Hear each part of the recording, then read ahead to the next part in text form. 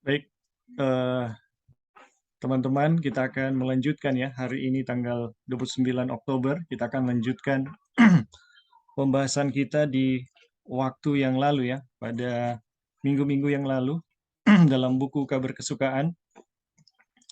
Dan kita akan mengulangi sedikit ya pelajaran eh, mengenai apa yang telah kita pelajari di waktu yang lalu. Jadi eh, buku Galatia ini ditulis karena satu keadaan yang sangat darurat ya, karena keadaan satu darurat.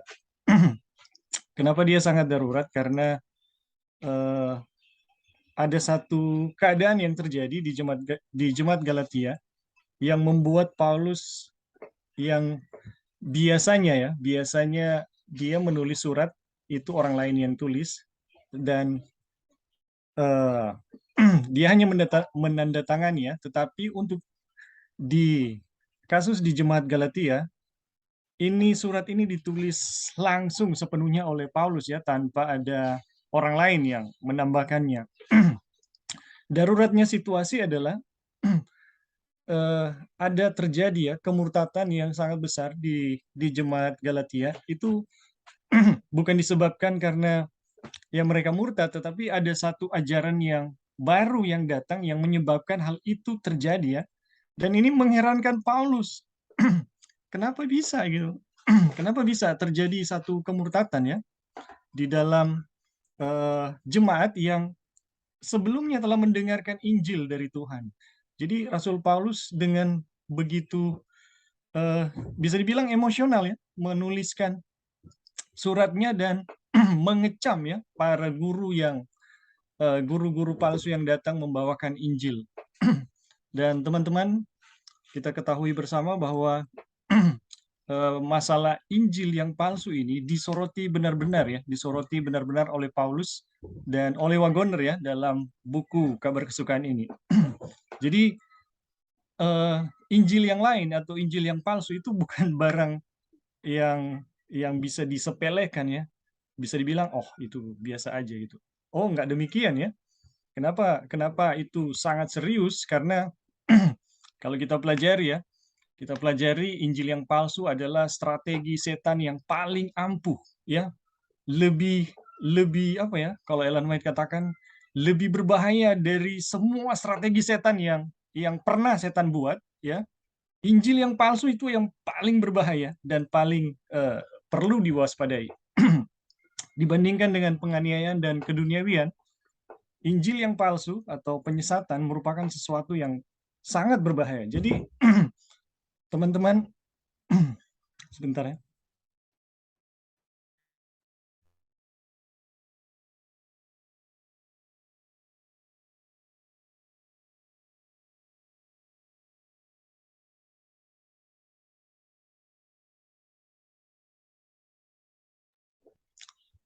Jadi teman-teman, bukanlah hal yang biasa ya ketika kita berhadapan dengan Injil yang palsu. Ini dalam kitab Galatia itu betul-betul menjadi satu yang sangat serius ya, sangat serius. Dan dalam pengalaman ya kepada jemaat Galatia, kita akan melihat bagaimana Injil yang paling tegas ya, yang paling tegas yang pernah dinyatakan ya, yang pernah dinyatakan kepada dunia. Itulah yang kita sedang pelajari dalam eh, buku Kabar Kesukaan. Jadi teman-teman, itu menyinggung sedikit ya latar belakang penulisan dari eh, buku Kabar Kesukaan atau surat di Galatia yang dieksposisi oleh Wagoner ya. Dan sedikit mengenai mengenai Injil yang asli ya, Injil yang asli ya. Kita akan belajar banyak, tetapi dari apa yang telah dibicarakan di waktu-waktu yang lalu ya, di halaman-halaman sebelumnya ya, saya dapati bahwa Injil yang asli itu selalu meletakkan dasarnya kepada keilahian Kristus. Jadi keilahian Kristus akan selalu menjadi dasar pemberitaan Injil. Jadi bagaimana orang-orang ya menyatakan kemahakuasaan Yesus yang begitu luar biasa akan menjadi dasar dari setiap pemberitaan Injil. Dan kemuliaan Yesus, ya, kuasa Yesus yang dinyatakan di dalam daging, ya, di dalam dagingnya adalah bagian yang terbesar dari penyataan Injil tersebut, ya. Jadi teman-teman, itu poinnya ya sebenarnya yang kemarin mungkin terlewati, yang telah dibicarakan dalam buku ini. Dan apa namanya, setiap Injil apakah benar atau kita bisa melihat benar atau tidak dari dasar atau penjelasan mereka tentang Kristus. Jadi teman-teman, kalau ada ajaran akhir-akhir ini begitu meremehkan Yesus, ya, bahkan sangat merendahkan Yesus, ya, kita udah bisa pastikan ini sebenarnya adalah bentuk dari Injil yang lain. Tapi ini baru sebagian ya dari pelajaran yang yang kita pelajari di halaman-halaman sebelumnya. Dan kemarin kita juga telah belajar tentang keberdosaan manusia, bagaimana dosa itu, ya.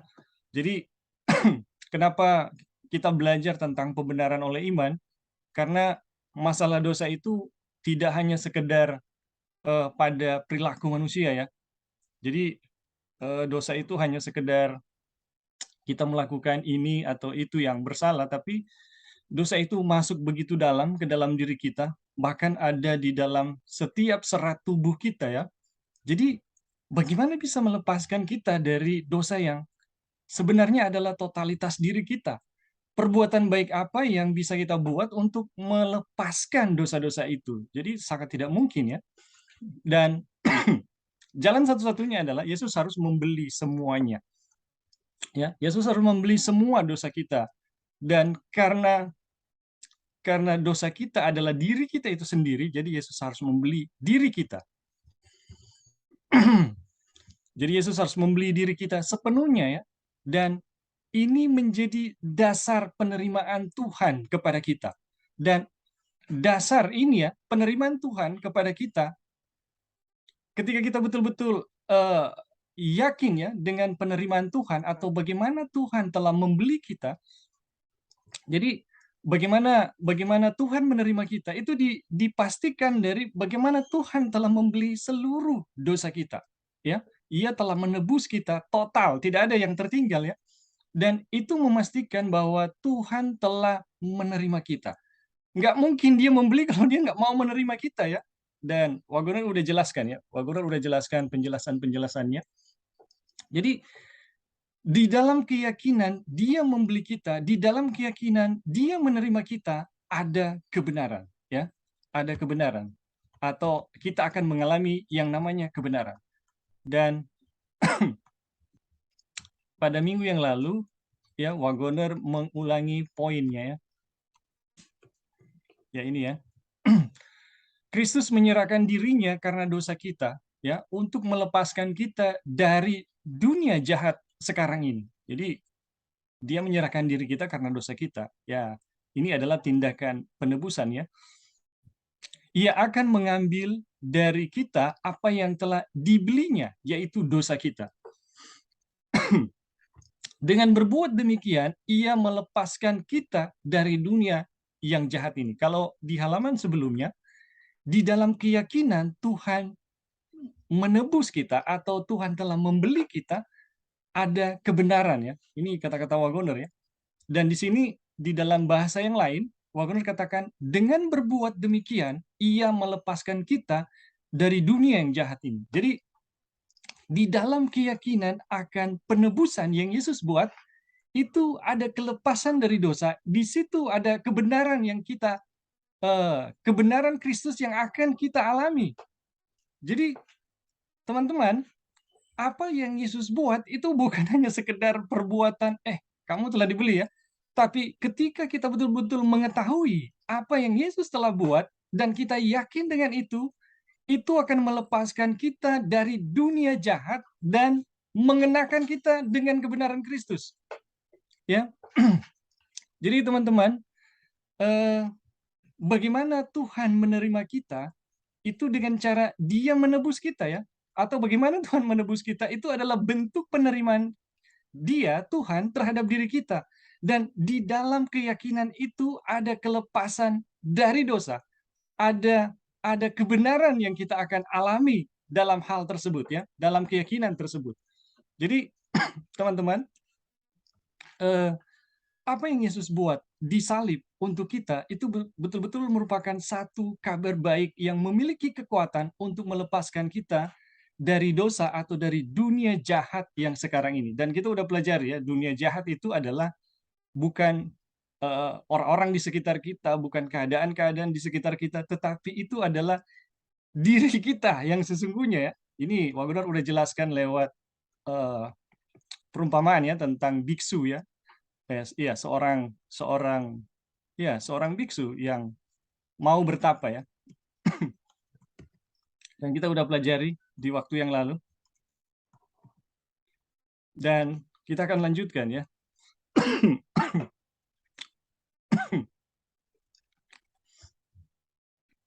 Sekarang ini kita masuk pada kelepasan.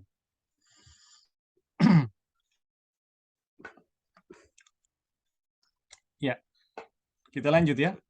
Jadi kira-kira seperti itu ya teman-teman, garis besar pelajaran kita yang kita udah pelajari di halaman-halaman sebelumnya di waktu yang lalu. Dan saat ini kita akan ikuti ya subtopik selanjutnya, yaitu kelepasan. Jadi ketika kita yakin dengan apa yang Yesus buat di salib, ada kelepasan. Dan bagaimana Tuhan melepaskan kita ya. Ini kita pelajari ya. Apa yang telah dijanjikan Tuhan, Ia juga dapat melakukan. Jadi ini kita lagi berbicara tentang apa yang dapat dilakukan Tuhan. Ia dapat melakukan jauh lebih banyak daripada yang kita doakan atau pikirkan. Jadi teman-teman, kalau Tuhan mau melakukan sesuatu kepada kita ya, kepada manusia, apa yang dapat dilakukan oleh Tuhan ya. Dan firman Tuhan dengan jelas ya melalui Rasul Paulus dikatakan ia dapat melakukan jauh lebih banyak daripada yang kita doakan atau pikirkan. Waduh, bagaimana ya? Kita bisa bayangkan apa yang bisa dibuat oleh Tuhan. Ya, Tuhan melakukan sesuatu jauh lebih banyak dari apa yang kita doakan dan pikirkan. Jadi teman-teman, kadang kita berpikir bahwa Tuhan itu begitu lambat untuk menolong kita ya. Tuhan itu sepertinya berdiam diri gitu. Teman-teman, jangan salah ya, jangan salah. Tuhan bukan seperti itu ya. Bahkan Tuhan telah bertindak kepada setiap orang itu jauh lebih banyak dari yang dia doakan atau yang dia pikirkan ya, atau apapun yang kita doakan dan kita pikirkan ya. Jadi teman-teman, ketika kita berbicara apa yang dapat dilakukan Tuhan, wah, itu tak berhingga ya jawabannya. Kemudian ia berkuasa menjaga supaya kamu tersandung. Ini ada kata tidak ya. Ia berkuasa menjaga supaya kamu jangan kamu tersandung dan membawa kamu dengan tak bernoda dan penuh kegembiraan di hadapan kemuliaannya. Jadi ketika kita berpaling kepada kekuatan Tuhan, ya, apa yang dapat Tuhan lakukan kepada kita itu sesuatu yang jauh dari apa yang kita doakan dan pikirkan, dan Dia di dalam kekuatannya itu mampu membawa kita ya supaya tidak tersandung dan tidak bernoda. Jadi kekuatan ya dari Tuhan yang tidak mungkin itu terhadap diri kita yang berdosa itu mampu melakukan yang sangat besar supaya kita jangan tersandung dan jangan tidak bernoda. Dan kemudian dan penuh kegembiraan di hadapan kemuliaannya. Oh, ini luar biasa ya. Tuhan mau ternyata kita dengan penuh kegembiraan ya di hadapan kemuliaannya. Jadi Tuhan nggak suka ya teman-teman, kita itu hidup berduka ya, hidup di dalam satu keadaan yang seperti mengalami penyiksaan gitu, dapur penyiksaan yang dalam konsep misalnya agama Katolik ya, atau minta maaf ya Muslim, semacam supaya diterima oleh Tuhan, semacam ada penyiksaan dulu yang kita harus alami ya. Ini Tuhan tidak mau ya. Kekuatan Tuhan yang Tuhan bisa lakukan kepada manusia adalah membuat manusia itu ditempatkan di hadapan dirinya dengan kegembiraan ya. Tuhan nggak mau kita berduka. Kelepasan adalah milik kita ya. Kristus diutus untuk membuka mata yang buta dan untuk mengeluarkan. Jadi Kristus diutus untuk membuka mata yang buta dan untuk mengeluarkan orang hukuman dari tempat tahanan dan mengeluarkan orang-orang yang duduk dari dalam gelap dari rumah penjara. Jadi kelepasan sebenarnya teman-teman ketika kita melihat kepada kekuatan Tuhan, kelepasan itu adalah milik kita. Karena memang itu yang Tuhan mau gitu. Ya. Dan Kristus diutus untuk membuka mata yang buta, untuk mengeluarkan orang hukuman dari tempat tahanan dan mengeluarkan orang-orang yang duduk dalam gelap dari rumah penjara. Oleh karena itu, dia berseru kepada tawanan. Ini kata-kata Tuhan ya, bebas ya, bebas kepada mereka yang sedang terkurung. Ia menyatakan bahwa pintu-pintu penjara sudah terbuka. Jadi teman-teman, ketika kita berpaling kepada Tuhan, ya, apa yang Tuhan katakan mengenai keadaan kita, kamu telah bebas, ya.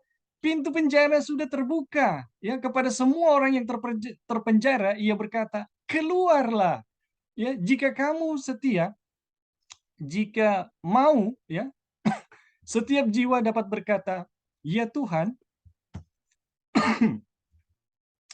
ya Tuhan, aku hambamu, anak dari hambamu, perempuan, engkau telah membuka ikatan-ikatanku. Aduh. Jadi teman-teman, ketika kita berpaling pada Tuhan, ketika kita berpaling pada kekuatan Tuhan, terhadap masalah kita, mengenai masalah kita, ini jawaban Tuhan ya. Bebas, sudah terbuka, keluar. Ya, engkau, ya Tuhan telah membuka ikatan-ikatan itu. Hal itu adalah benar, apakah kita percaya atau tidak? Aduh. Teman-teman, ketika kita berpaling kepada Tuhan, inilah jawaban-jawaban Tuhan terhadap semua masalah kita. Ya, kita adalah hamba-hamba Tuhan walaupun dengan keras kepala kita menolak untuk melayaninya. Ya, wah, kenapa demikian ya? Sebab Ia telah membeli kita. Jadi sekalipun kita berada di dalam dosa, ya, hidup di dalam perhambaan ya, kita adalah ataupun kita menolak untuk melayani Tuhan, kita tetap adalah hambanya. Kenapa? Karena Ia telah membeli kita, ya. Karena telah membeli kita dan Ia telah membuka setiap ikatan yang menghalangi kita untuk melayani Dia. Aduh, ini luar biasa. Jadi teman-teman, ketika kita berpaling kepada Tuhan, ya, inilah jawaban Tuhan. Inilah keadaan yang Tuhan rindukan kita alami, ya. Dan ini bukan akan, tapi telah, ya. Jika saja kita mau percaya, kita memiliki kemenangan, ya. Kita memiliki kemenangan yang telah mengalahkan dunia.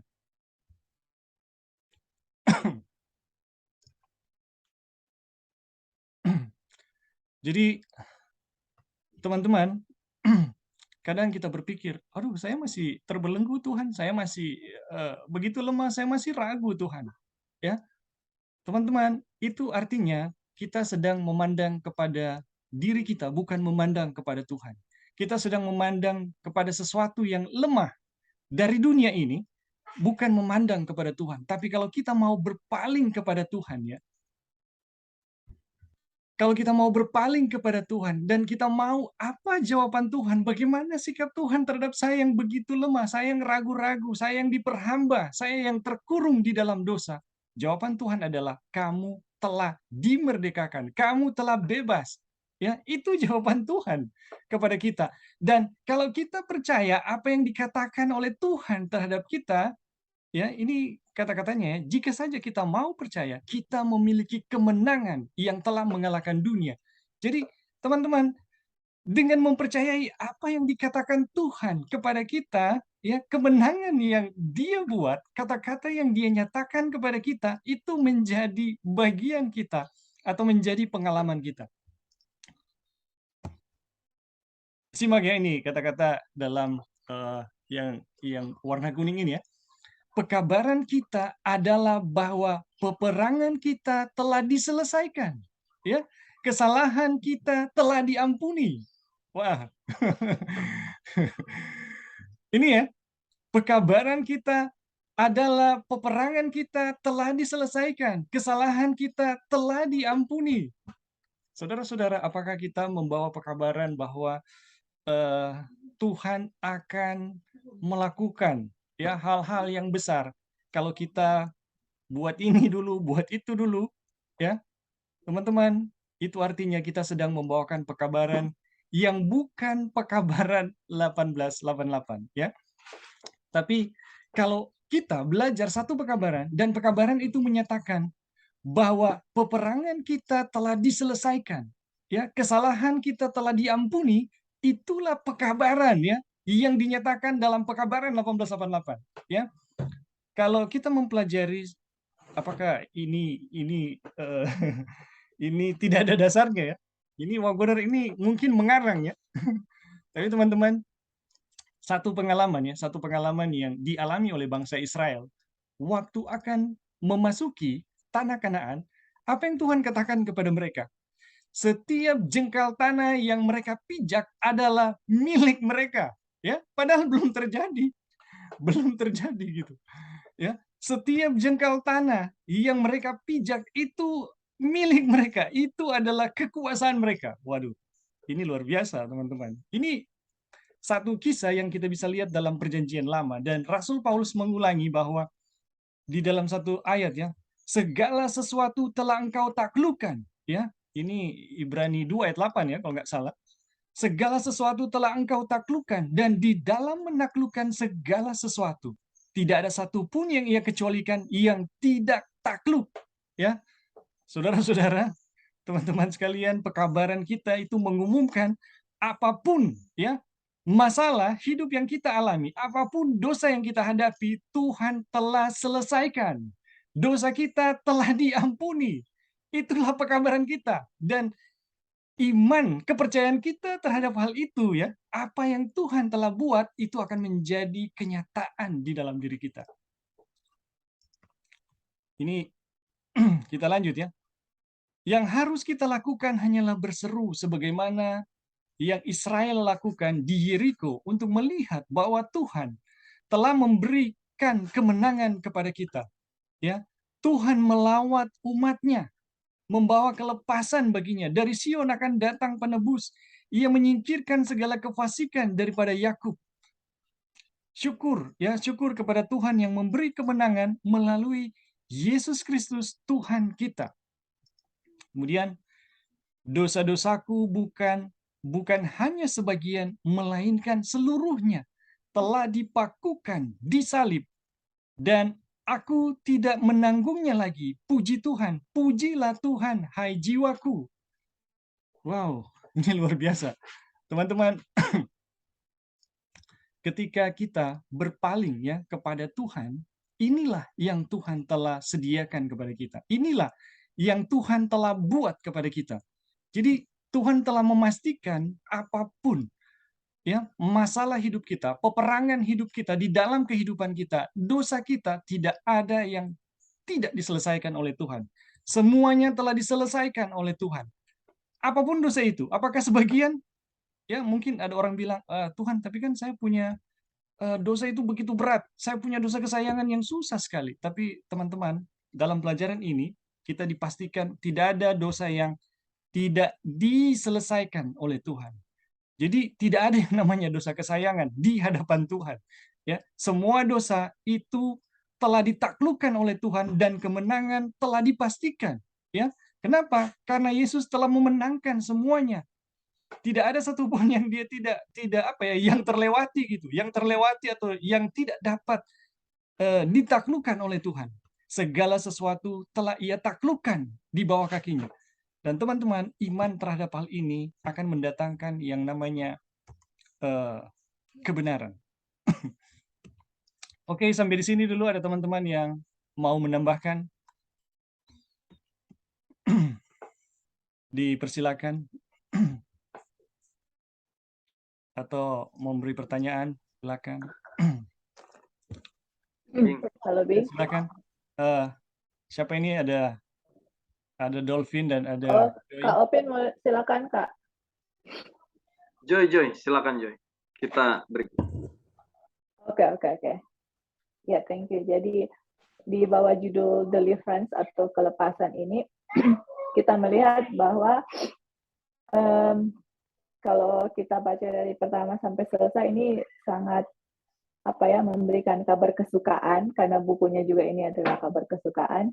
Jadi apa yang Wagner tulis di sini sangat selaras dengan apa yang Ellen White tulis yang kita sudah bahas di pelajaran mengenai Injil, yaitu Injil yang ada di Kejadian 3 ayat 15 sama dengan Injil yang di Wahyu 14 ayat 6, yang mana itu adalah janji pertama yang Tuhan berikan kepada umatnya, yaitu Yesus sendiri yang akan berdiri dalam medan pertempuran dan peperangannya itu sudah menang. Jadi kalau kita lihat ya bahwa peperangan itu sudah dimenangkan oleh Tuhan Yesus. Jadi kita punya hidup ini adalah hidup yang penuh dengan kemenangan sendiri ya. Makanya ya itulah, sometimes karena kita tidak mengerti akan Injil yang sebenarnya, hidup kita misalnya nih contoh ya, kalau kita berbuat salah atau berbuat dosa, bikin itu lagi, misalnya jatuh dalam hal yang sama, kemudian datang pada satu saat yang mana kita merasa, aduh, mau berdoa pun nggak enak, merasa kayak kita itu nggak layak di hadapan Tuhan, harus melakukan sesuatu untuk supaya Tuhan menerima kita. Tidak, teman-teman, kalau kita belajar dalam pelajaran ini bahwa dosa kita itu sudah dibeli, kita itu sudah dibeli dengan harga yang lunas. Tuhan itu sangat menginginkan kita, dan kemenangan itu sudah menjadi milik kita. Kenapa kita jatuh? Karena kita tidak mengerti akan Injil ini dan kita tidak percaya akan kemenangan itu yang Tuhan sudah berikan kepada kita. Jadi inilah satu pelajaran yang memberikan kita kekuatan, yang mana di saat pun kita jatuh, jangan pernah kita merasa dosa kita terlalu besar, atau kita nggak layak sama Tuhan, atau saya harus melakukan sesuatu supaya Tuhan menerima kita. Tidak, teman-teman, itu semua harus kita singkirkan dalam pikiran kita, dan kita harus tahu bahwa kita itu sudah dibeli oleh Tuhan, datang sebagaimana adanya, karena kita pun tidak bisa melakukan sesuatu untuk memenuhi akan tuntutan dari hukum itu sendiri ya. Tuhan sudah melakukan bagi kita, tuntutan hukum itu sudah puas dengan perbuatan Tuhan Yesus. Kita hanya datang dan menerima akan kebenaran Kristus dan mengakui dosa-dosa kita, dan Tuhan sangat ingin sekali dosa kita itu dikasih ke Dia. Karena Dia sudah beli. Justru kalau kita nggak kasih, kita tahan-tahan, justru di tulisan sebelumnya itu kita merampok Tuhan gitu. Jadi sometimes kita berpikir merampok Tuhan mungkin dalam hal persembahan atau perpuluhan. Tapi dengan kita menahan dosa kita, tidak mengakui kepada Tuhan atau tidak memberikan kepada Tuhan, itu sudah merampok. Karena dosa itu sudah milik Tuhan, Dia sudah bayar, jangan kita tahan-tahan. Dan Tuhan sangat menginginkan kita untuk kasih kepada Dia, dan Dia juga sangat menginginkan kita. Tidak ada yang saya harus lakukan sebelumnya untuk saya harus bikin ini supaya Tuhan mau bayar kita atau Tuhan menerima kita. Tuhan sudah melakukan sebelumnya untuk kita. Itulah Injil ya, Injil yang kita pelajari. Dan kalau teman-teman melihat Injil ini, itu kalau Injil yang lain adalah saya harus melakukan sesuatu untuk Tuhan bisa menerima kita. Jadi coba teman-teman perhatikan ya Injil-Injil apa yang coba Wagner terangkan di sini. Kalau kita benar-benar mengerti dan pas ada Injil yang lain masuk, kita akan bisa melihat Kalau ada yang berkata kita harus ada ini itu untuk Tuhan berkenan kepada kita, untuk Tuhan bisa menerima kita dan sebagainya, it's not the true gospel. Itu Injil yang lain yang Rasul Paulus coba berikan kepada jemaat Galatia yang sedang diterangkan oleh Wagner dengan pekabaran malaikat yang ketiga. Oke, itu aja. Thank you, Bing. Ya, terima kasih Joy untuk tambahannya. Semakin jelas ya, teman-teman. Oke, tadi ada Brother Dolphin. Gimana, Brother? Ya, terima kasih kesempatannya. Ada hal yang kita lihat ya secara real bahwa tidak mudah untuk mau percaya bahwa kita itu Tuhan sudah bebaskan. Kutipannya jelas bilang kita sudah bebas. Ini terasa seperti gampang sekali kan. Seenaknya aja Wagoner tulis kita sudah bebas. Ya kan? Tapi kalau kita telusuri lebih dalam dan renungkan bahasa itu, ya, ini kan firman Tuhan ya, itu adalah suatu pernyataan yang real juga. Satu sisi kita tidak mudah untuk percaya bahwa kita sudah bebas, karena dalam realita kita masih, kalau saya sudah bebas, kenapa saya masih berdosa? Iya kan? Nah, tadi Joy sudah singgung, ketika kita berdosa, kita merampok Tuhan. Di judul sebelum ini yang kita bahas adalah tentang dunia yang jahat ini.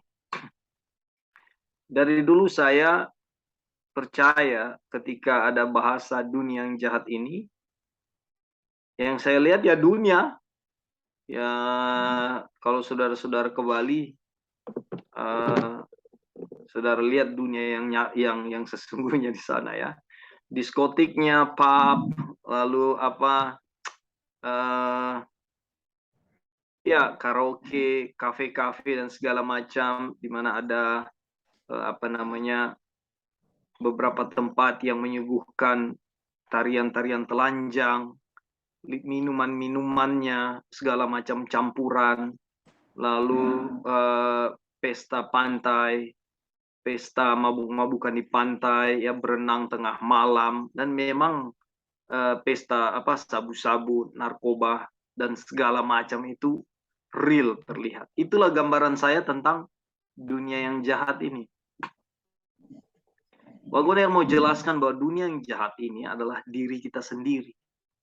Dan tentunya landasannya dia diambil dari firman Tuhan. Makanya bagaimana dunia yang jahat ini yang adalah diri kita, ya. Di situ kutipannya jelas. Ya, saudara-saudara, kemenangan Kristus menyerahkan dirinya karena dosa kita. Nah, untuk melepaskan kita dari dunia yang jahat sekarang ini, dan dunia yang jahat ini adalah diri kita sendiri, diri kita yang berdosa.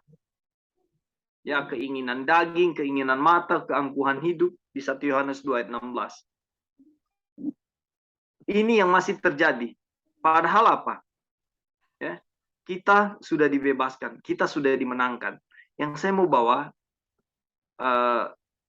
saudara-saudara kepada pikiran bahwa seberapa besar iman saudara untuk percaya, ya dan amin, apa yang firman Tuhan bilang ini, kita sudah bebas.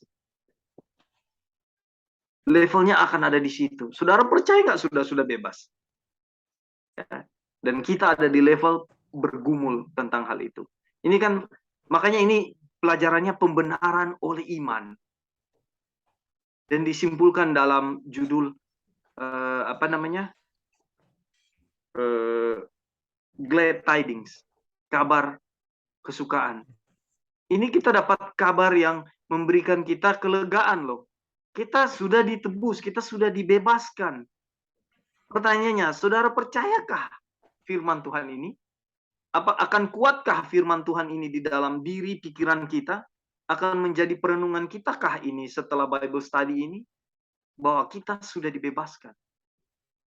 Saudara, yang satu saya mau bilang, kita semua di sini mengalami ya, yang sudah mengalaminya. Saya Brother Ebing tahu apa maksud saya ya.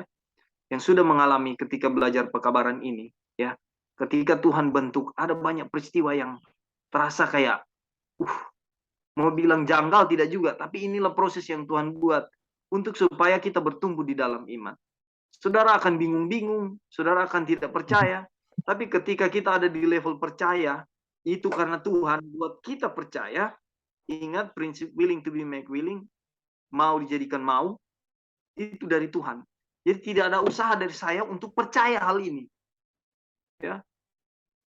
Berdoa bahwa Tuhan bekerja di dalam saya dan saya percaya. Saya ini sudah dibebaskan. Bagaimana setelah saya percaya? Ya, bagaimana kehidupan saya setelah lanjut dari setelah saya percaya bahwa ini firman menguatkan, ini benar, saya sudah bebas. Bagaimana proses selanjutnya? Dengan pertolongan Tuhan, tetap di dalam keadaan percaya itu dan pertumbuhan akan terjadi perlahan-lahan. Makanya dibilang jangan lihat dosa saudara, lihat Tuhan Yesus. Ketika kita lihat ke dosa-dosa kita, kayaknya nggak mungkin ini kita sudah dibebaskan. Masalah pandangan kita. Terima kasih Brother Ebing. Ya, terima kasih Brother Dolphin. Ya, semakin menegaskan ya. Jadi teman-teman, salah satu poinnya tadi dari Brother Dolphin adalah kita tidak harus mengusahakan ya iman itu. Ya, ini yang di bold merah ini, hal itu adalah benar apakah kita percaya atau tidak. Jadi teman-teman, kita telah bebas. Kita percaya atau tidak, itu adalah kenyataan yang Tuhan buat. Jadi bukan karena kita percaya Tuhan membuatnya, teman-teman. Ya, itu adalah kenyataan di depan Tuhan. Ya, Tuhan telah melihat kita telah bebas. Ya, itu adalah ketetapan Tuhan. Dan apakah kita mau percaya atau tidak, kenyataannya berbicara demikian ya teman-teman. Tetapi ya kita yang melihat kenyataan itu, yang berserah pada fakta ya, apa yang Tuhan telah buat, itulah iman ya. Jadi iman itu adalah berserah kepada kenyataan yang Tuhan telah lakukan. Kalau Tuhan telah menyatakan, Tuhan telah membebaskan kita, itu artinya tidak ada sesuatu yang bisa meyakinkan kita ya bahwa tidak ada lagi sesuatu yang lain selain firman itu yang bisa meyakinkan kita bahwa Tuhan telah membebaskan kita. Jadi teman-teman, ini pelajaran ya, pelajaran ini betul-betul bagi kita yang lemah di dalam iman pun, ya, kalau kita bisa melihat ya apa yang Tuhan telah buat, dan tadi ya, kalau kita berpaling kepada Tuhan, ya jawaban Tuhan hanya adalah satu, kamu telah merdeka. Kamu telah dibebaskan. Apapun ya peperangan yang kita hadapi, Tuhan telah memenangkan kita. Tuhan telah selesaikan. Itulah jawaban Tuhan, teman-teman. Dan kita juga bisa saksikan ya dalam perjanjian lama bagaimana orang-orang yang membawa kemuliaan bagi nama Tuhan ya. Yosua dan Kaleb, kita bisa melihat ya, mereka adalah tokoh yang betul-betul menyatakan kemuliaan bagi Tuhan ya. Yang sangat berbeda dengan 10 pengintai ya, yang terfokus pada diri mereka, kelemahan mereka. Yosua dan Kaleb bukan buta terhadap tantangan. Mereka tahu tantangan yang di depan mereka itu adalah raksasa. Tetapi mereka berpaling kepada kekuatan Tuhan yang melebihi tantangan mereka. Dan jawaban Tuhan adalah Tuhan menyatakan kemuliaannya di dalam diri mereka, di dalam pekerjaan-pekerjaan mereka. Kita juga bisa melihat Daud, teman-teman. Bagaimana Daud ketika berhadapan dengan Goliat, ya, yang menjadi keyakinan Daud bukanlah bagaimana kemampuannya yang telah menaklukkan singa atau beruang, bukan itu ya teman-teman, tetapi dia telah melihat bagaimana Tuhan sangat berkuasa ya terhadap dirinya, bagaimana Tuhan sangat berkuasa terhadap dirinya dan terhadap masalah-masalah yang ia hadapi, termasuk singa, termasuk beruang.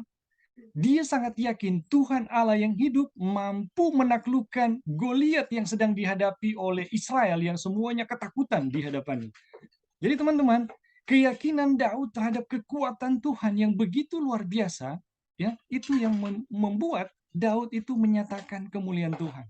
Jadi sebenarnya teman-teman, siapapun kita sama di hadapan Tuhan ya. Sebenarnya sangat lemah, tapi kalau kita melihat kepada Tuhan dan melihat penyataan-penyataan Tuhan sebagai satu kenyataan, selemah apapun iman kita dan keberadaan kita, kenyataan itu yang akan menyebabkan ya hal itu terjadi, bukan keberadaan kita ya. Jadi firman Tuhan yang berkuasa ya, bukan kita, teman-teman. Jadi kira-kira seperti itu ya. Mungkin ada yang mau menambahkan lagi, dipersilakan. Ya, Bing, Oh ya, silakan. Ya, siapa? Go ahead, Joy Kak. atau Golvin? Joy. Oke. Jadi kan tadi yang kenyataan juga ya, yang tadi yang Kak Opin sudah bilang, dan memang kenyataan juga bahwa kalau Tuhan sudah membebaskan kita, kenapa kita jatuh-jatuh? Itu kan kenyataan yang orang semua hadapi. Nah, pelajaran di Glad Tidings ini nanti di bab berikut yang orang sudah belajar waktu lalu, yaitu pintu penjara sudah terbuka. Kitanya yang nggak mau keluar, itu masalahnya. Bukan Tuhan tidak, istilahnya saya sudah bebas. Ini saya masuk penjara karena ada utang misalnya. Tuhan so bayar nih semua. Sekarang Tuhan bilang kamu sudah bebas. Pintu penjara sudah terbuka. Kitanya yang nggak mau keluar, kitanya nggak mau percaya gitu. Jadi masalahnya di situ. Dan juga kita lihat terhadap Kaleb dengan Yosua, itu kan sebenarnya kalau kita mau pikir, itu kan tanah itu Tuhan sudah janji ya kepada bangsa Israel. Itu berarti kita akan, bangsa Israel akan memasukinya gitu. Itu sudah diberikan untuk mereka gitu. Jadi yakin dan percaya bahwa Tuhanlah yang akan membuat kita masuk. Itu Kaleb dengan Yosua tahu itu, bahwa kemenangan itu sudah milik mereka gitu. Nah, dari semua kita cerita dari bangsa Israel tidak masuk di dalam tanah Kanaan. Kenapa? Karena unbelief, itu kan yang Rasul Paulus bilang, tidak percaya. Tuhan sudah kasih, ini orang di sana lebih besar, ini kotanya begini. Jadi segala keraguan yang bisa muncul dalam pikiran manusia secara rasional ya, dengan penglihatan kita, ya mungkin kenyataannya seperti itu. Tapi dengan iman, makanya iman kan yang kemenangan itu melalui iman gitu. Yosua dengan Kaleb lihat dengan iman, yang lain-lain hanya melihat dengan pemandangan mata manusia. Apa tadi yang kita bilang? Kita lihat dengan iman, pintu penjara sudah terbuka, tapi kita nggak percaya. Kita masih duduk aja di situ, nggak mau keluar. Yesus bilang keluar, kamu sudah bebas. Masuk, tanah Kanaan sudah diberikan. Kita nggak percaya, dan itulah yang terjadi, kejatuhan kita. Semua yang terjadi dalam hidup kita adalah karena hasil dari ketidakpercayaan akan firman Tuhan itu sendiri. Oke, thank you, Bing. Ya, terima kasih Joy. Jadi sangat sederhana dan sangat simpel, dan mungkin karena terbiasa ya harus melakukan dulu sesuatu baru kita dapat sesuatu, maka kita rasanya ya kalau bagaimana mau percaya langsung dan mendapatkan sesuatu. Nah, itu sesuatu yang mungkin tidak terbiasa ya. Tapi Tuhan akan membiasakan kita ya teman-teman, bagaimana kita percaya dan mendapatkan berkat-berkat atau kemenangan ya, atau kebebasan yang Ia telah nyatakan kepada kita, atau apa yang Ia telah buat terhadap diri kita. Oke, Brother Dolphin. Ya, ada statement yang bilang begini, hati-hati dengan doamu. Ya, hati-hati kalau berdoa. Ya, ini mau dihubungkan dengan yang Joy bilang tadi. Saudara, kalau pintu sudah dibuka, ya sudah terbuka, kita mau masuk atau tidak, itu yang jadi masalah. Jadi kalau di firman Tuhan sudah bilang, jika saja kita mau percaya, kita memiliki kemenangan yang telah mengalahkan dunia. Ini mengalahkan dunia. Pekabaran kepada kita adalah bahwa peperangan kita telah diselesaikan. Kesalahan kita telah diampuni. Itu yang jadi masalah. Percaya atau tidak? Ya kan? Itu yang jadi masalah. Makanya saudara-saudara, saya bilang kalau mau berdoa hati-hati. Kita sudah berdoa, meminta sesuatu apapun bentuknya, apapun itu. Dan ketika Tuhan sudah jawab, kita tidak berani melangkah. Ya, kita tidak berani menghadapi apa yang sudah Tuhan jawab itu. Ya, apapun bentuknya ya, apapun bentuknya. Ketika firman Tuhan ini disuguhkan, dia mau bilang begini firman itu. Hal itu adalah benar. Apakah kita percaya atau tidak? Firman Tuhan ini nggak peduli saudara percaya atau tidak. Itu kenyataannya begitu. Kebenarannya seperti itu. Dia nggak peduli saya mau percaya atau tidak. Kenyataannya itu kita sudah ditebus, kita sudah dimenangkan. Sekarang ketika firman Tuhan sudah ada ini, ya kita berdoa Tuhan, tunjukkan kebenaran kepada hamba-Mu ini selama ini tersesat. Tuhan, tolong saya melihat Engkau melalui firman-Mu. Ketika firman sudah disuguhkan, kita nggak berani melangkah untuk percaya bahwa loh, kita ini udah ditebus. Kita ini sudah diampuni. Ini yang jadi masalah. Kembali lagi, bahasa singkatnya dari permasalahan kita ini adalah iman. Punya iman nggak kita? Iman kita gimana ya bahasanya yang tepat, Bing? Mau bilang, kalau mau bilang tidak punya iman, saya salah. Iya. Kalau mau bilang, jadi begini mungkin. Tuhan Yesus sering bilang kepada ada seorang ibu, dia bilang imanmu ini ya tidak pernah aku dapati iman sebesar engkau ya kepada apa itu kepala perwira itu ya. Lalu kepada ibu tidak aku dapati iman sebesar engkau ya. Jadi apakah iman kita sebesar ibu-ibu itu ya untuk percaya bahwa kita sudah dimenangkan. Kita sudah ditebus, dosa kita sudah diampuni. Dan kayak Joy bilang tadi, pintu sudah terbuka. Kita mau masuk tidak? Makasih, Bing. Ya, jadi mungkin ya sedikit penjelasan mengenai iman. Bagaimana iman ini, apakah kita bisa berada pada keadaan yang tidak percaya? Sebenarnya, teman-teman, ada satu prinsip yang bisa menjelaskannya. Manusia itu tidak bisa hidup tanpa percaya. Mau percaya atau tidak, manusia itu tidak bisa hidup tanpa mempercayai sesuatu. Ya, bahkan ketika manusia mengikuti setan, itu bukan karena dia tidak percaya, ya. Justru karena kepercayaannya kepada setan, dia sangat mengikuti setan. Jadi sebenarnya teman-teman, ketika kita mendapati, misalnya ya, kita tidak mempercayai Tuhan, itu bukan karena kita kurang iman, teman-teman. Tapi karena kita lagi mempercayai sesuatu yang bukan Tuhan. Ya, apakah itu diri kita, apakah itu orang lain, apakah itu setan, atau apapun itu. Manusia tidak bisa hidup tanpa mempercayai sesuatu, teman-teman. Iman itu adalah sesuatu yang alami. Dan itu kalau digunakan kepada Tuhan, ya, iman itu diarahkan kepada Tuhan, itu dahsyat, akan sangat memberkati kita.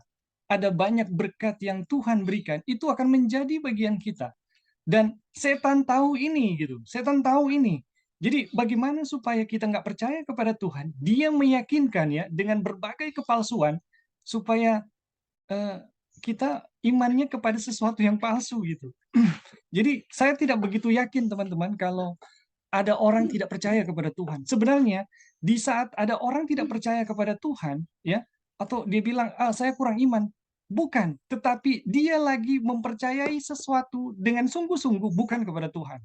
Ya, itu kira-kira yang mungkin bisa menjelaskan ya. Oke, teman-teman.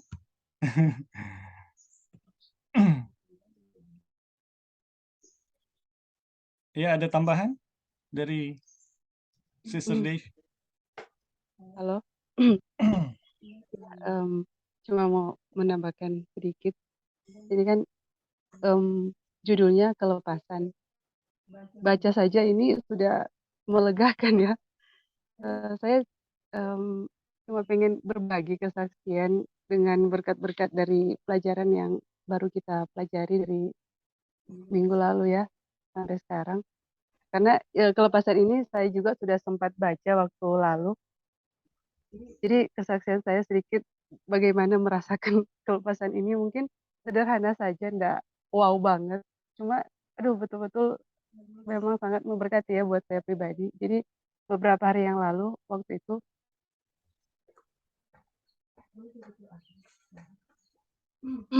beberapa waktu yang lalu saya pergi ke tumpaan itu ada longsor. Terus jadi hujan keras sekali dari sore, terus ada longsor, jadi sampai di tumpaan itu sudah setengah 12. Terus mau ke Kapoya, jadi tujuannya ke Kapoya. Jadi waktu mau ke Kapoya itu harus naik ojek ya. Waktu naik ojek udah setengah 12 ini, udah dinginnya minta ampun. Jadi waktu naik ojek di dalam perjalanan itu saya sudah betul-betul nggak tahan ya dinginnya, karena nggak pakai celana panjang, nggak pakai tangan panjang, memang cuacanya dingin. Terus perjalanan ke Kapoya itu gunung, jadi memang tambah dingin. Di dalam perjalanan saya berdoa, Tuhan, ini, saya sudah tidak sanggup, ini sudah dingin sekali, sudah menggigil. Terus saya ingat akan pelajaran-pelajaran ini, bagaimana Tuhan sudah menanggung semuanya, sudah melepaskan kita, sudah segala sesuatu Tuhan sudah tanggung, dan saya tidak hanya mau mengingat pelajaran yang kita sudah pelajari di sebelumnya itu, dan mempercayainya bahwa apa yang saya rasakan sekarang itu tidak ada pada Kristus. Aduh, betul itu begitu ajaib ya. Dengan mempercayai itu, ketika tiba-tiba tadi hilang, dan ini biasa aja gitu, nggak ada rasa dingin sedikit pun, dan angin yang lewat itu sudah seperti biasa aja gitu, meskipun merasa dingin. Malah badan mulai hangat dan bisa tahan keadaan dingin itu betul-betul bekerja. Ya mungkin ini kesaksiannya sederhana ya, nggak begitu berarti untuk orang-orang lain gitu, karena mungkin harus wow gitu baru. Tapi dari sini ya kita bisa melihat hal yang saja ya yang kita jalani hari-hari gitu, pekerjaan kita mengalami masalah, kesulitan hidup. Aduh, kita percaya ya bahwa Tuhan sudah menanggung, melepaskan kita dari itu semua. Dia sudah menanggung ya semua keadaan-keadaan kita, segala sesuatu apa saja itu. Dan di sini saya sih tertarik ya untuk membagikan di sini yang ada beberapa poin kan di sini, yang ketika kita mempercayainya, kita memiliki kemenangan yang telah mengalahkan dunia.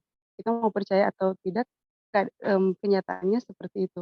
Ada satu yang sangat sangat menguatkan saya dan memberikan pengharapan yang besar sekali kepada saya, yaitu kata-kata ini, kita adalah hamba-hamba Tuhan, walaupun dengan keras hati kita menolak untuk melayaninya. Sebab Ia telah membeli kita, dan karena telah membeli kita, Ia telah membuka setiap ikatan yang menghalangi kita untuk melayani Dia. Aduh, itu sangat memberikan pengharapan kepada saya, karena kenyataannya saya memang sebenarnya sifat alami saya itu tidak suka melayani orang gitu. Tidak suka melayani pekerjaan Tuhan, maksudnya tidak suka melayani Tuhan dengan melayani orang lain. Sebenarnya saya seperti itu gitu. Dan saya dikasih pengharapan bahwa Tuhan sudah membuka semua ikatan-ikatan yang menghalangi saya untuk melayani orang gitu. Jadi kalaupun ada keadaan memang saya nggak suka melayani, saya percaya bahwa Tuhan sudah membuka ikatan itu, karena kita kan manusia memang kenyataannya nggak suka melayani ya sebenarnya, tapi kita punya harapan bahwa semua perasaan-perasaan itu, keadaan-keadaan itu sudah dibebaskan oleh Tuhan gitu, sampai ketika kita mempercayai itu, kita bisa ada kekuatan untuk melayani orang lain dengan segenap hati ya. Kita memiliki kemenangan yang telah mengalahkan dunia. Jadi ini pelajaran ini sangat menguatkan sekali, memberi pengharapan, dan sangat memberkati sekali ya. Baik, itu saja, terima kasih.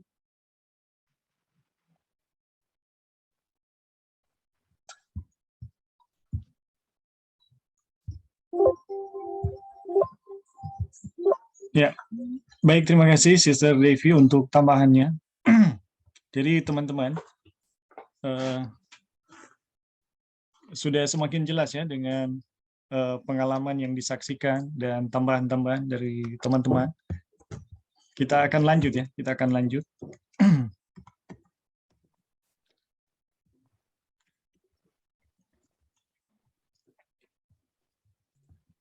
Ini kehendak Tuhan. Ya. Seluruh kelepasan ini adalah menurut kehendak Tuhan. Jadi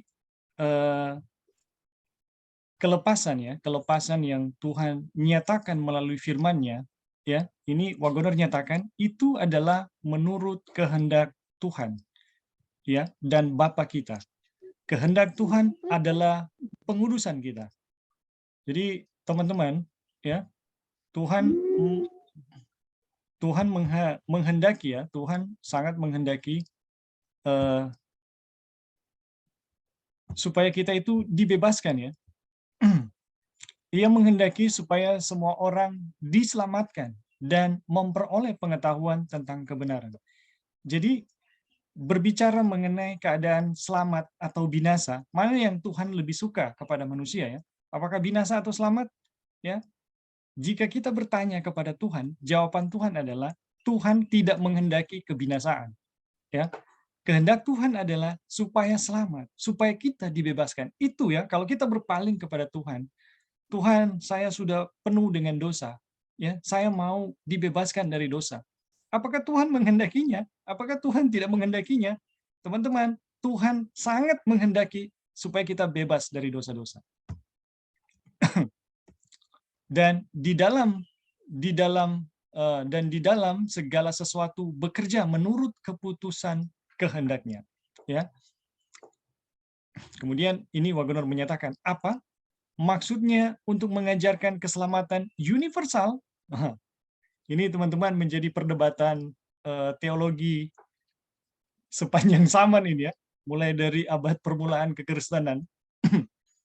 Maksudnya mengajarkan keselamatan secara universal. Kami bermaksud mengajarkan apa yang diajarkan firman Tuhan, bahwa kasih karunia Allah yang menyelamatkan semua manusia sudah nyata. Jadi kasih karunia yang menyelamatkan manusia itu tidak menunggu orang itu percaya dulu ya, atau berbuat benar dulu, baru itu menjadi kenyataan.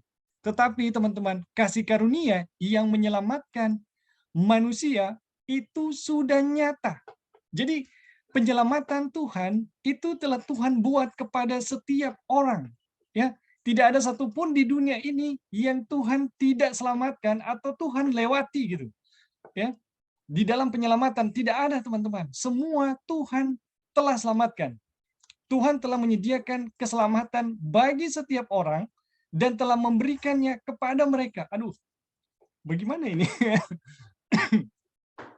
Ya, apakah kita mengajarkan atau apakah ada ajaran yang mengajarkan kita harus buat hal-hal tertentu dulu, ya, harus mengikuti satu proses penderitaan dulu yang panjang, baru Tuhan menyelamatkan kita, teman-teman. Itu bukan ajaran dari Pekabaran 1888. Pekabaran 1888 menyatakan Tuhan telah menyediakan bagi setiap orang, ya, dan telah memberikannya kepada mereka, ya, keselamatan yang lengkap dan penuh, ya. Kita baca selanjutnya. Tetapi sebagian besar menolaknya. Makanya teman-teman, ya, ayat Yohanes 3 ayat 16 itu kita udah pelajari ya di waktu yang lalu. Yohanes 3 ayat 16 itu menjelaskan kepada kita bahwa hidup yang kekal yang diberikan Bapa ya melalui anaknya itu telah diterima setiap orang. Tetapi bagi yang percaya itu memeliharanya. Bagi yang percaya itu memeliharanya ya atau menjaganya. Tetapi yang tidak percaya ya jelas kata-kata di sini ya. Tetapi sebagian besar menolaknya dan membuangnya. Penghakiman akan mengungkapkan kenyataan bahwa keselamatan yang penuh dan lengkap telah diberikan kepada setiap manusia. Teman-teman, pekabaran keselamatan menjelaskan ya, Pekabaran keselamatan 1888 itu menjelaskan kepada kita keselamatan yang penuh dan lengkap telah diberikan kepada setiap manusia. Ya, ini tidak mengajarkan bahwa kita harus mengikuti ritual tertentu, ya, atau program penyiksaan diri dulu yang begitu lama, ya, penyangkalan diri yang apa ya begitu panjang, baru Tuhan menyediakan keselamatan. Tidak, teman-teman, ya. Ini keselamatan yang penuh dan lengkap telah diberikan kepada setiap orang. Dan bahwa mereka yang hilang telah dengan sengaja membuang hak waris mereka. Dengan demikian setiap mulut akan didiamkan. Jadi teman-teman, sekalipun setiap orang telah diselamatkan, tetapi penghakiman akan membuktikan ya kepada kita bahwa ada begitu banyak orang dibinasakan, bukan karena Tuhan tidak mau menyelamatkan mereka, tetapi mereka dengan sengaja ya telah membuang ya hak waris mereka. Telah dengan sengaja ya menolak dan membuang keselamatan yang Tuhan telah berikan. Jadi ini luar biasa sekali ya. Kita lanjut ya. Oleh sebab itu, kehendak Allah adalah sesuatu untuk disyukuri, bukan sesuatu yang harus diterima dengan wajah murung dan hanya sebuah penderitaan. Teman-teman, bagaimana kita akan bersyukur ya kalau ajaran yang kita terima adalah ajaran yang mengajarkan kita harus buat ini dulu, kita harus menyiksa diri dulu ya. Harus bangun pagi, ya harus ada banyak ya model-model seperti itu. Ada banyak sekali bagaimana kita harus menjalankan sebuah program, sebuah ritual yang menyiksa diri. Semakin siksa, semakin kita rasa akan diterima oleh Tuhan. Ya, dan ini betul-betul sesuatu yang bertolak belakang dengan pekabaran yang sedang mengajarkan bahwa keselamatan itu telah dengan lengkap dan penuh diterima bahkan sebelum kita menyadarinya, teman-teman. Ya. Sekali lagi ya, oleh sebab itu kehendak Allah adalah sesuatu untuk disyukuri, bukan sesuatu yang harus diterima dengan wajah murung dan hanya sebuah penderitaan, ya. Walaupun memang mencakup penderitaan, itu adalah demi kebaikan kita dan direncanakan untuk mengerjakan bagi kami kemuliaan kekal yang melebihi segala-galanya. Jadi teman-teman, kalau kita betul-betul mengalami keselamatan, itu tidak akan pernah diterima dengan wajah murung ya, atau dengan hidup yang penuh dengan duka, atau hidup dengan penuh beban. Tetapi orang-orang yang betul-betul mengalami keselamatan akan dipenuhi dengan hidup yang penuh dengan rasa syukur. Kalau Ellen White mengatakan, roman muka akan terpancar ya, roman muka mereka akan memancarkan kesehatan dan ya akan memancarkan bahwa keselamatan itu telah mereka miliki. Jadi orang-orang yang suka murung ya, bersungut itu tanda tidak melihat Tuhan dengan sebenarnya, atau tidak melihat bagaimana pekerjaan Tuhan dalam menyelamatkan itu sangat nyata bagi setiap orang. Kita lanjut ya. Kehendaknya itu dinyatakan dalam hukumnya. Ya, Roma 2 ayat 18. Oleh sebab itu, kita harus mempelajarinya sambil berkata bersama-sama dengan Kristus, "Aku suka melakukan kehendak-Mu, ya Allah." Jadi teman-teman, kehendak Tuhan itu dinyatakan dalam hukum. Oleh sebab itu kita harus mempelajari sambil berkata bersama-sama dengan Kristus, "Aku suka melakukan kehendak-Mu."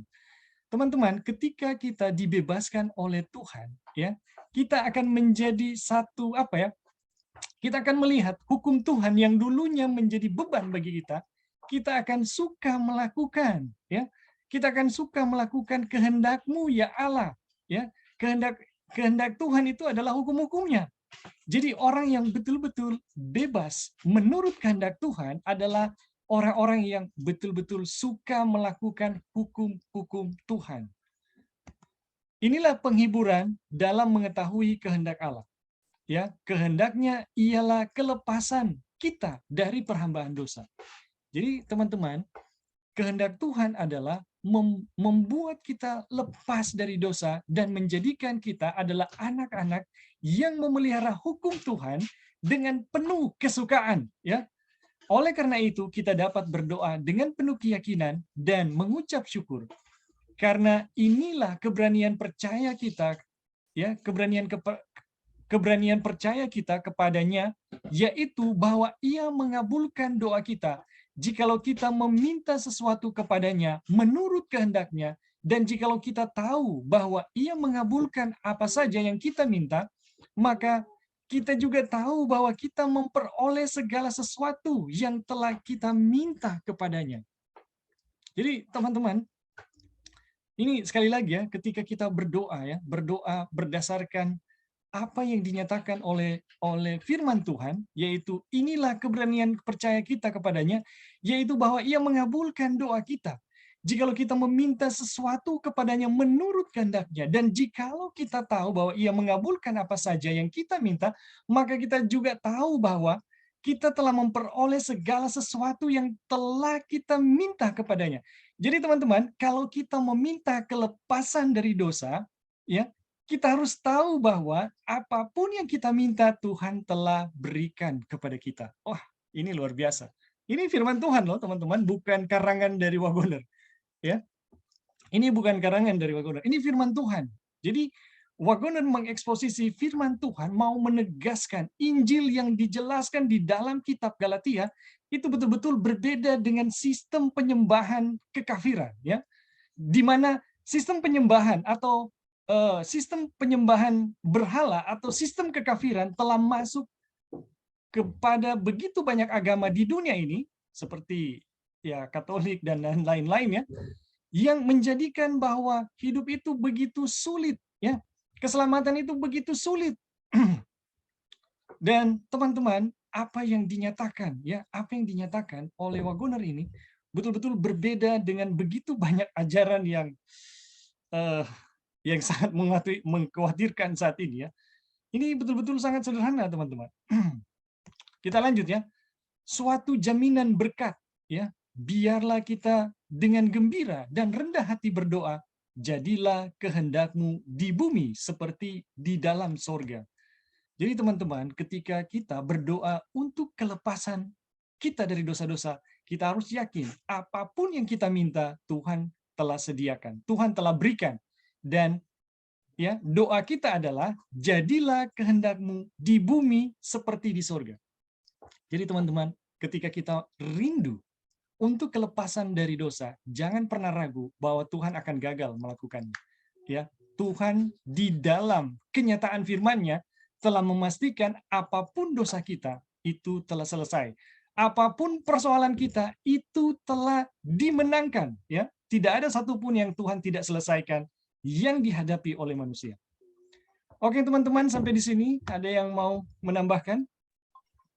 Ya, Bing. Ya, silakan, Brother Dolphin.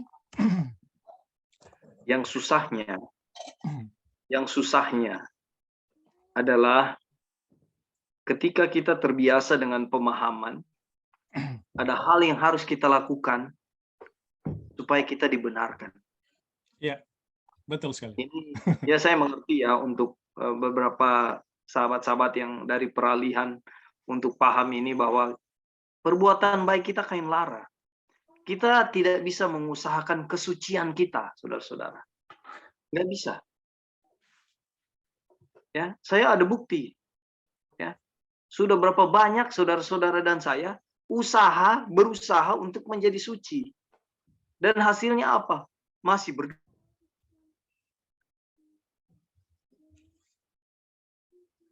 Halo bro, mati bro.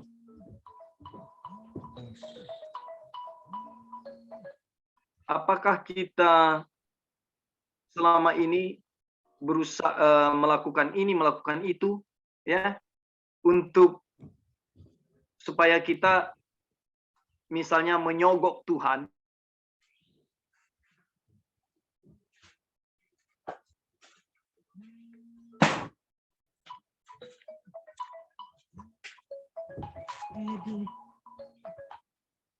Penyakit ya, penyakit yang juga saya miliki, bahwa saya harus berbuat sesuatu supaya dibenarkan.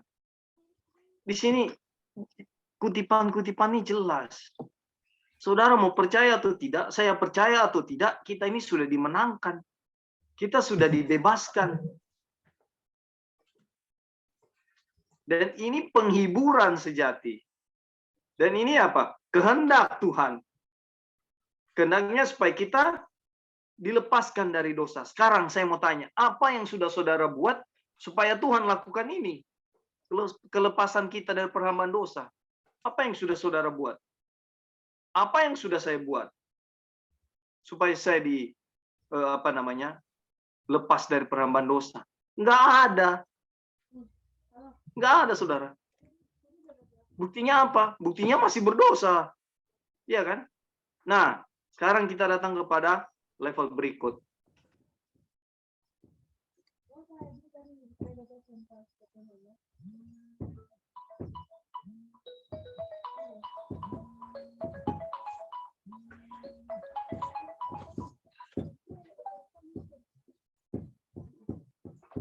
Ini yang jadi polemik di dalam pikiran kita bahwa iman ini ada nggak untuk bilang. Wagoner dia tulis semua ini, ya. Ini buku Galatia. Ya, ayat-ayat yang lain dia sisihkan, Roma, Mazmur lah. Dia taruh di sini. Jadi tidak ada bilang ini pikirannya dia sebagai manusia, ya. Kita lihat sendiri, ya. Dan seperti biasa, ya, saudara selidiki lagi di rumah sendiri setelah kita belajar. Saudara lihat lagi kutipan-kutipannya. Saudara berdoa lagi dan lihat kebenaran ini. Ya, kami selalu bilang, oh jangan percaya kata-kata kami, tapi selidikilah. Itu juga yang kami buat dulu. Tidak langsung percaya apa yang pembicara bicarakan. Dan di sini juga pembicara kita langsung sebenarnya adalah Tuhan kita. Kembali lagi, kita percaya apa yang Tuhan bilang. Ya kan? Selidiki lagi, ambil waktu, dan lihat ini kebenaran-kebenaran yang kalau saya secara pribadi melihat ini sangat nyata. Dan akan level berikut adalah apa yang terjadi dengan diri saya ketika saya percaya firman ini. Nah, inilah pekerjaan Tuhan yang akan berproses dari hari ke hari, ya. Dan nasihat yang lain dari buku Roh Nubuat adalah kita jangan datang kepada Tuhan ketika misalnya saat ini saya bikin dosa, nanti deh 2-3 hari lagi kalau soal agak reda. Kita tidak seperti itu, ya. Di saat kita berdosa, saat yang sama kita datang kepada Tuhan, minta ampun. Inilah proses nasihat bahwa Tuhan akan melakukan bagiannya dalam mempertambahkan iman dan percaya kita ketika kita berserah. Mencari apa? Kita mencari Tuhan dalam konteks itu. Baik, terima kasih, Brother Ebi. Ya, terima kasih, Brother Dolphin. Iya, teman-teman. Oh ya, silakan, Sister. Kak, tadi Ebing Kak sempat singgung yang bangun pagi. Maksudnya bangun pagi untuk berdoa kan, maksudnya gitu ya. Tidak harus apa tadi? Cuma kita sih ada, jangan sampai disalah mengerti, yang bukan berarti bangun pagi untuk berdoa belajar firman Tuhan itu bisa ya. Tapi maksudnya kan tidak. iya, Bukan. tadi Ebing Kak sempat singgung kan itu, jangan sampai disalah mengerti, Dang. Iya, betul. Bukan berarti kita nggak bisa bangun pagi untuk berdoa ya, tapi ketika kita bangun pagi untuk berdoa belajar firman Tuhan dengan motif Dang, karena supaya Tuhan lebih berkenan, atau supaya itulah Tuhan lebih apalah begitu, ada motif-motif tentu begitu, itu kan yang salah ya. Kita nggak harus seperti itu. Kita mau datang kepada Tuhan kapan saja kan nggak apa-apa. Apa kita mau belajar firman Tuhan juga atau nyanyi kan Tuhan tetap berkenan. Cuma maksudnya kalau kita mengambil waktu pagi-pagi untuk berdoa, itu kan itu lebih tenang. Dan ya begitu ya, maksudnya jangan disalah mengerti ya, untuk mungkin ada teman-teman yang baru bergabung begitu. Aduh, kok ini nggak bisa bangun pagi untuk melakukan ibadah gitu, rupa seperti begitulah. Jangan sampai disalah mengerti. Maksudnya ketika kita datang kepada Tuhan dengan motif supaya Tuhan lebih berkenan, itu satu pandangan yang salah ya. Dan di sini sudah dijelaskan begitu jelas seperti apa Tuhan itu. Baik, itu aja. Terima kasih. Terima kasih. Mau menanggapi Sister Devi, saya mengerti yang maksud Sister Devi bilang tadi. Jadi betul ya. Jadi ketika kita dalam konteks pembenaran oleh iman, ya, konteks pembenaran oleh iman ini adalah tidak ada hal yang kita bisa usahakan supaya kita dibenarkan. Ya, perbuatan baik kita itu kain lara di hadapan Tuhan. Ingat Matius 7 ayat 23, dia bilang, "Enyala engkau pembuat kejahatan." Ayat 22, bukankah kami berbuat demi namamu? Bukankah kami mengusir setan demi namamu? Di ayat 23 Tuhan bilang, "Enyala engkau pembuat kejahatan." Kenapa? Ya. Jadi kalau ada bahasa, jadi mau dibilang bahwa kalau semua itu saya yang lakukan, kita itu tidak dibenarkan. Ya, tetapi Tuhan yang melakukan di dalam saya. Ya, untuk mau bangun pagi, untuk mau cari Tuhan, itu semua Tuhan yang buat saya untuk melakukannya. Bukan saya yang melakukannya, tapi Tuhan yang bekerja di dalam saya, membuat saya untuk melakukannya. Untuk saya cari Tuhan, untuk saya berdoa, untuk saya menghadiri semua kebaktian, ya, Vesper, PA, malam Rabu, Sabat, dan semua hal yang. Jadi jangan sampai ada kesalahpahaman bahwa yang kayak Sister Devi bilang, bukan berarti kita tidak berdoa waktu pagi, bukan berarti kita tidak renungan pagi, tidak seperti itu ya. Jadi contohnya, kalau kita pergi ke gereja, kita menyumbang gereja, kita kasih perpuluhan, kita hadir dalam semua jam kebaktian, kita bikin KKR, hal-hal ini tidak menuntun kita kepada keselamatan. Hal-hal ini tidak membuat kita diselamatkan. Ini jelas firman Tuhan. Ya. Tetapi apakah kita harus melakukan itu? Kata harus pun di sini harus di dalam pengertian bahwa Tuhan membuat saya untuk melakukan semua itu. Saudara akan lihat bedanya ya. Ketika hal-hal yang saudara usahakan sendiri untuk keselamatan dengan hal-hal yang Tuhan yang bekerja di dalam saudara dan melakukan segala sesuatu. Ketika saudara berbuat baik kepada orang lain, contoh Brother Dave dulu pernah kasih kesaksian, dan itu hal yang sama ya saya rasakan juga. Ketika dia berbuat baik membantu orang lain, dan ketika orang lain berterima kasih, dia rasa jijik itu. Dia merasakan, saya tidak layak orang ini ucapan terima kasih kepada saya.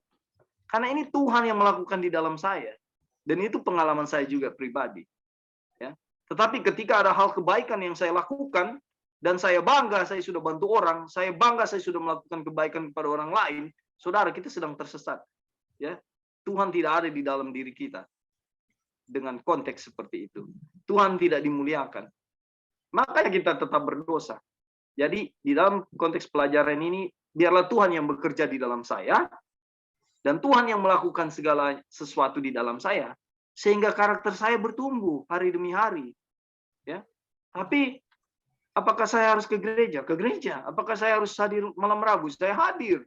Jam-jam ibadah. Apakah saya harus renungan pagi? Saya bikin renungan pagi. Saya mau bersekutu dengan Tuhan. Tidak ada yang salah dalam hal itu. Kembali lagi, kalau kita paham dalam konteks itu, saya harus melakukannya supaya saya diselamatkan. Inilah yang disebut kesalahan besar. Kira-kira seperti itu. Thank you, Sister Devi.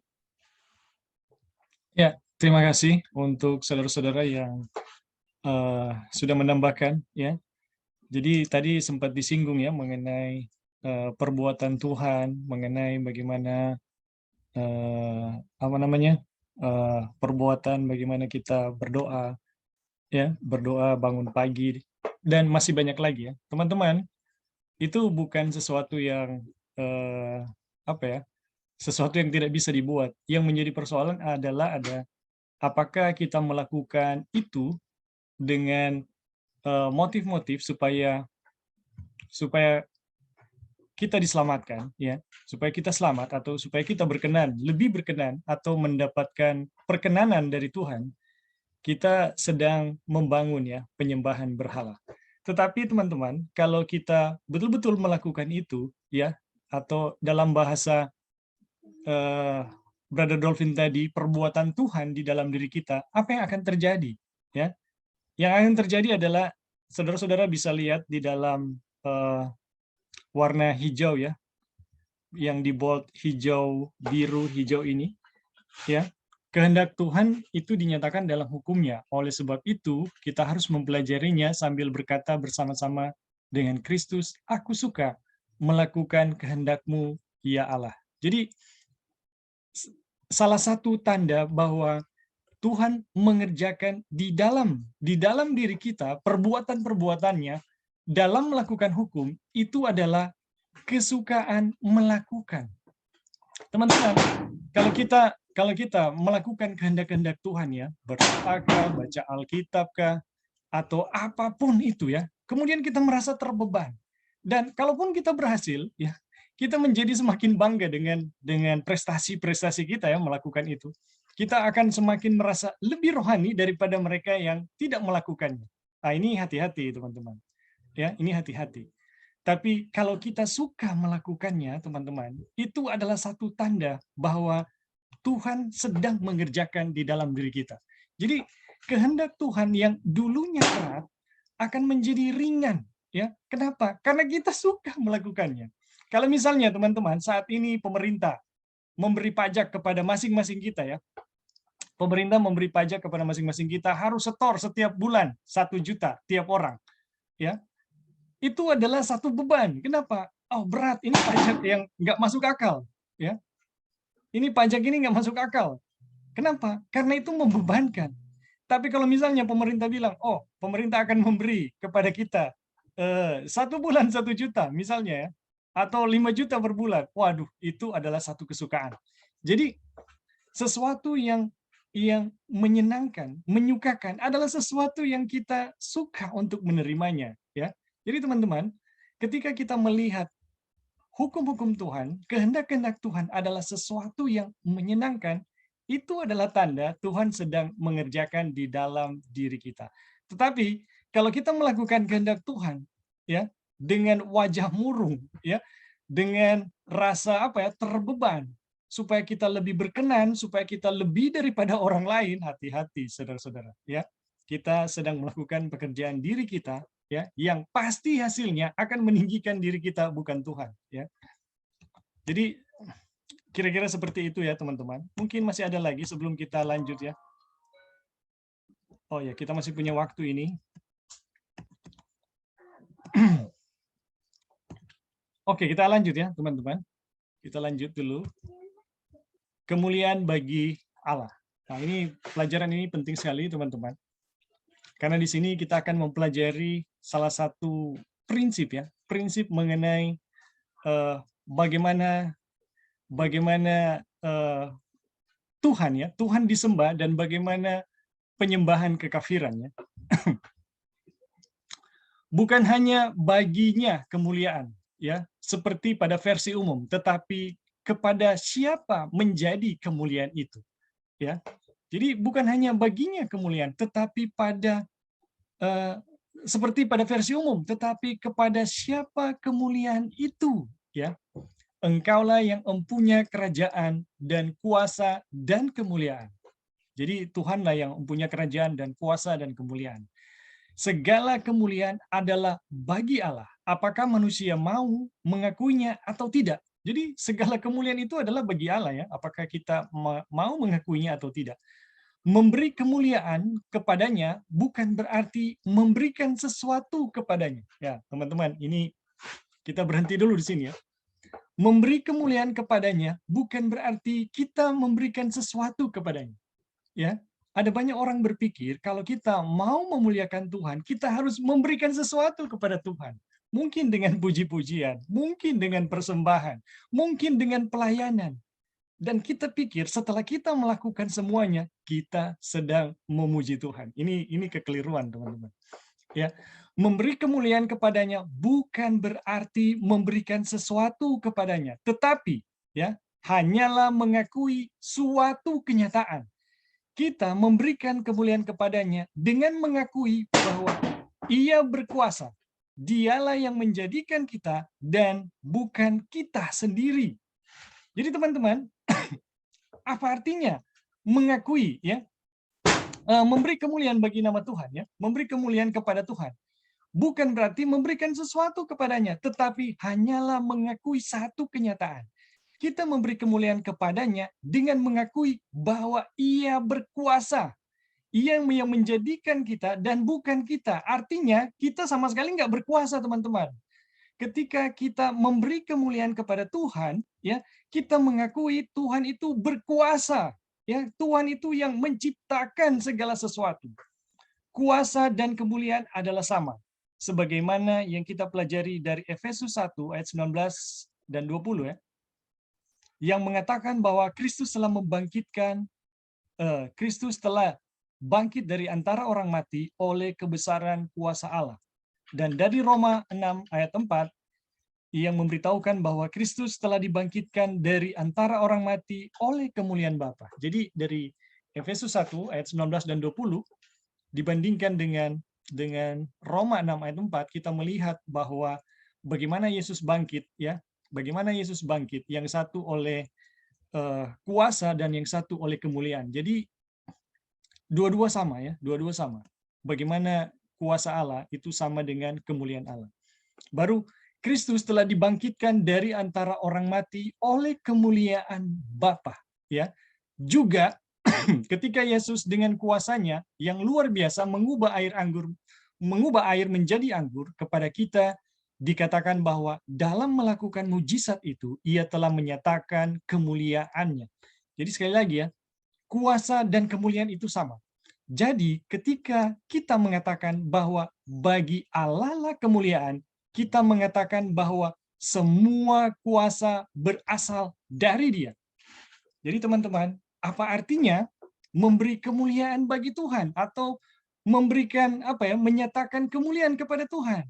Artinya kita mengakui semua kuasa, ya, termasuk setan ya, teman-teman. Itu berasal dari Tuhan. Kita tidak dapat menyelamatkan diri kita sendiri karena kita tidak berdaya. Jadi, teman-teman, dengan mengakui bahwa semua kuasa berasal dari Tuhan, dan kita sadar bahwa kita tidak dapat menyelamatkan diri kita sendiri karena kita tidak berdaya, tetapi Allah itu Maha Kuasa, Ia dapat menyelamatkan kita. Jika kita mengaku bahwa segala kemuliaan itu adalah milik Allah, maka kita tidak akan mengangan-angankan kemuliaan yang sia-sia. Jadi teman-teman, bagaimana kita memberi kemuliaan kepada Tuhan adalah ketika kita mengakui semua kuasa berasal dari Tuhan dan kita sama sekali tidak berdaya. Dan kalau ya kita mengaku bahwa semua kemuliaan itu adalah milik Tuhan, ya, atau semua kuasa itu adalah milik Tuhan, maka kita tidak akan mengangan-angankan kemuliaan yang sia-sia atau menyombongkan diri sendiri, ya, menyombongkan diri lalu Allah akan dimuliakan dalam diri kita.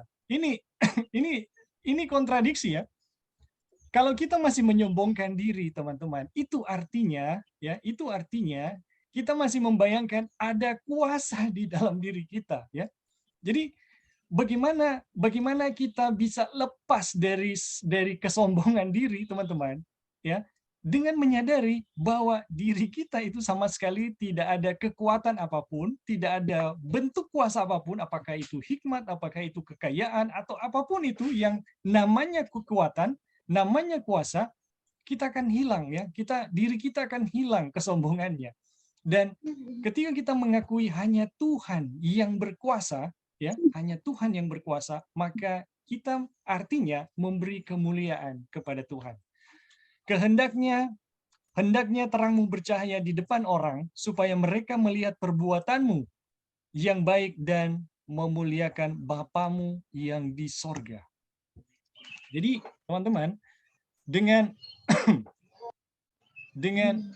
perbuatan baik dari Tuhan yang nyata di dalam diri kita, ya, maka orang-orang akan memuliakan Bapa di surga, ya. Hendaknya terangmu bercahaya di depan orang supaya mereka melihat perbuatanmu yang baik dan memuliakan Bapamu yang di sorga. Proklamasi terakhir, Injil yang kekal, yang mengumumkan saat penghukuman Allah sudah tiba, mengumumkan pokok berita, takutlah akan Allah dan muliakanlah Dia. Dan sembahlah Dia yang telah menjadikan langit dan bumi, laut dan semua mata air. Jadi, ini mau naik jadi.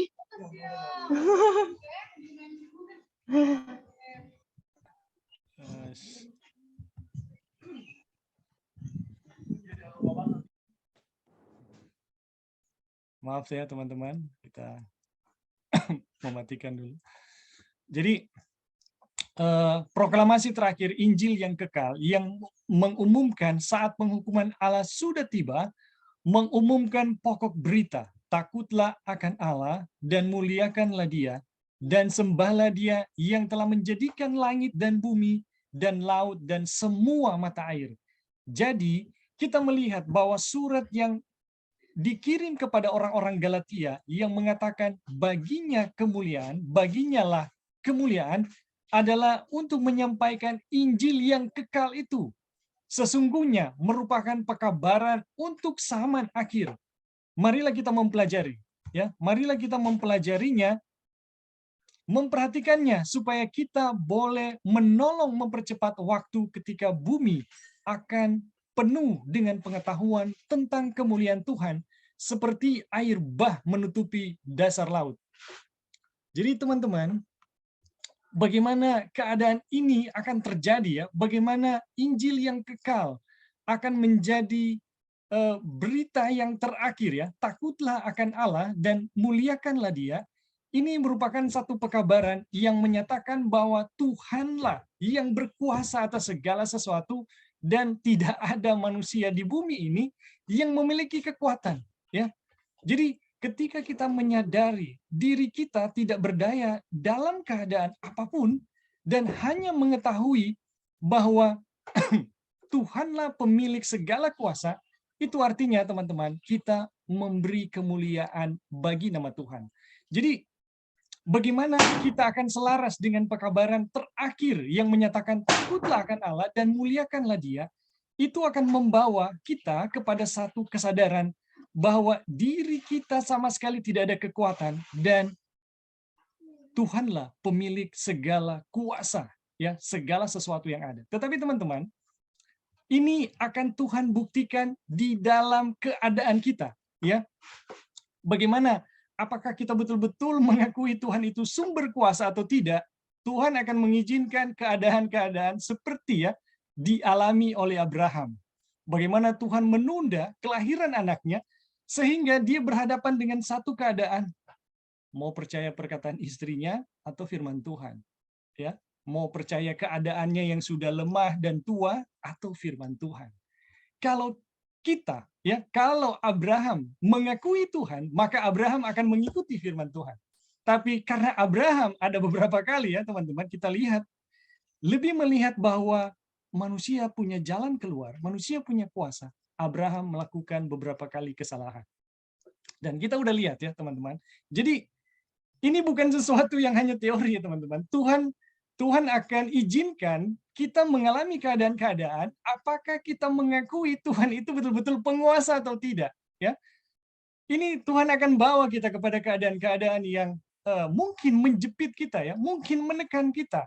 Dan di dalam keadaan itu, teman-teman, hanya ada dua alternatif. Bergantung sepenuhnya kepada Tuhan karena Dia sumber segala sesuatu, atau ya kita bergantung pada hikmat kita bergantung pada kebijaksanaan kita, atau apalagi kita bergantung kepada orang lain ya untuk menyelesaikan ya masalah-masalah kita, untuk menyelesaikan persoalan-persoalan diri kita ya. Ini keadaan-keadaan tersebut akan membuktikan kita mengakui Tuhan atau tidak. Jadi teman-teman, kalau kita di saat menghadapi situasi-situasi yang menjepit, kemudian kita bergantung sepenuhnya kepada Tuhan, ya, maka yang terjadi, ayat ini akan tergenapi, teman-teman. Hendaklah terangmu bercahaya di depan orang, supaya mereka melihat perbuatanmu yang baik dan memuliakan Bapamu di sorga. Jadi, oleh perbuatan, ya, oleh kehidupan kita, orang akan memuliakan Bapa di sorga. Ya, jadi ketika orang melihat kita, ya, perbuatan yang kita buat, orang akan memuliakan Bapa di sorga. Jadi teman-teman, keadaan-keadaan ya, keadaan-keadaan bagaimana bagaimana situasi yang menjepit kita akan menentukan apakah kita betul-betul mengakui Tuhan atau tidak. Jadi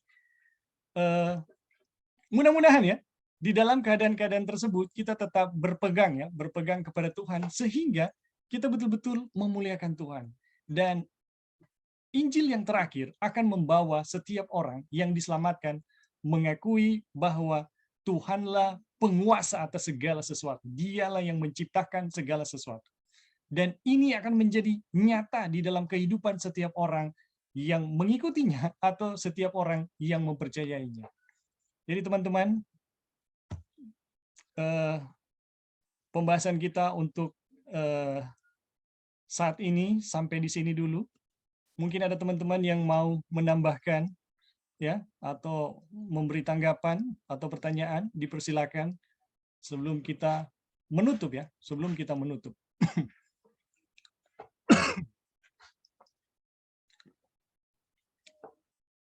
Halo Bing. Ya. Silakan, Ya, Joy. jadi kita sudah, ya, thank you Bing. Jadi kita sudah melihat dari bacaan yang kita sudah bahas dari tadi mengenai kuasa Tuhan. Jadi ada beberapa hal yang kita mau coba menyimpulkan sendiri, yang mana dari hasil bacaan kita ini, kan ini lagi berbicara mengenai Injil kan, Injil yang benar gitu. Nah dari tadi ada tadi poin yang kita mau tekankan, yang mana untuk kita bisa mengerti di mana posisi kita berada, apakah ini Injil yang benar atau Injil yang palsu, adalah Injil yang benar itu tidak meniadakan akan penurutan akan hukum Taurat.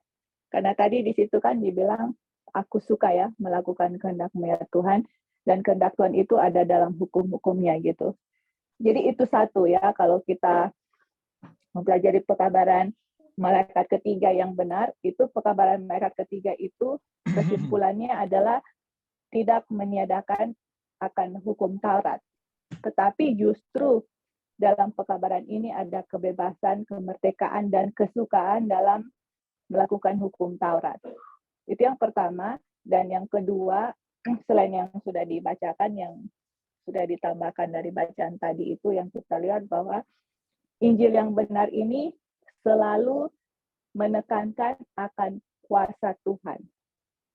Kalau Injil yang palsu, teman-teman, itu akan ada plus-plusnya. Jadi Injil yang benar itu adalah kuasa Tuhan tok yang melakukan dalam manusia. Kalau Injil palsu itu harus ada tambahan sedikit usaha manusia, kepercayaan sedikit terhadap manusia, dirinya sendiri ataupun orang lain. Seperti itu ya.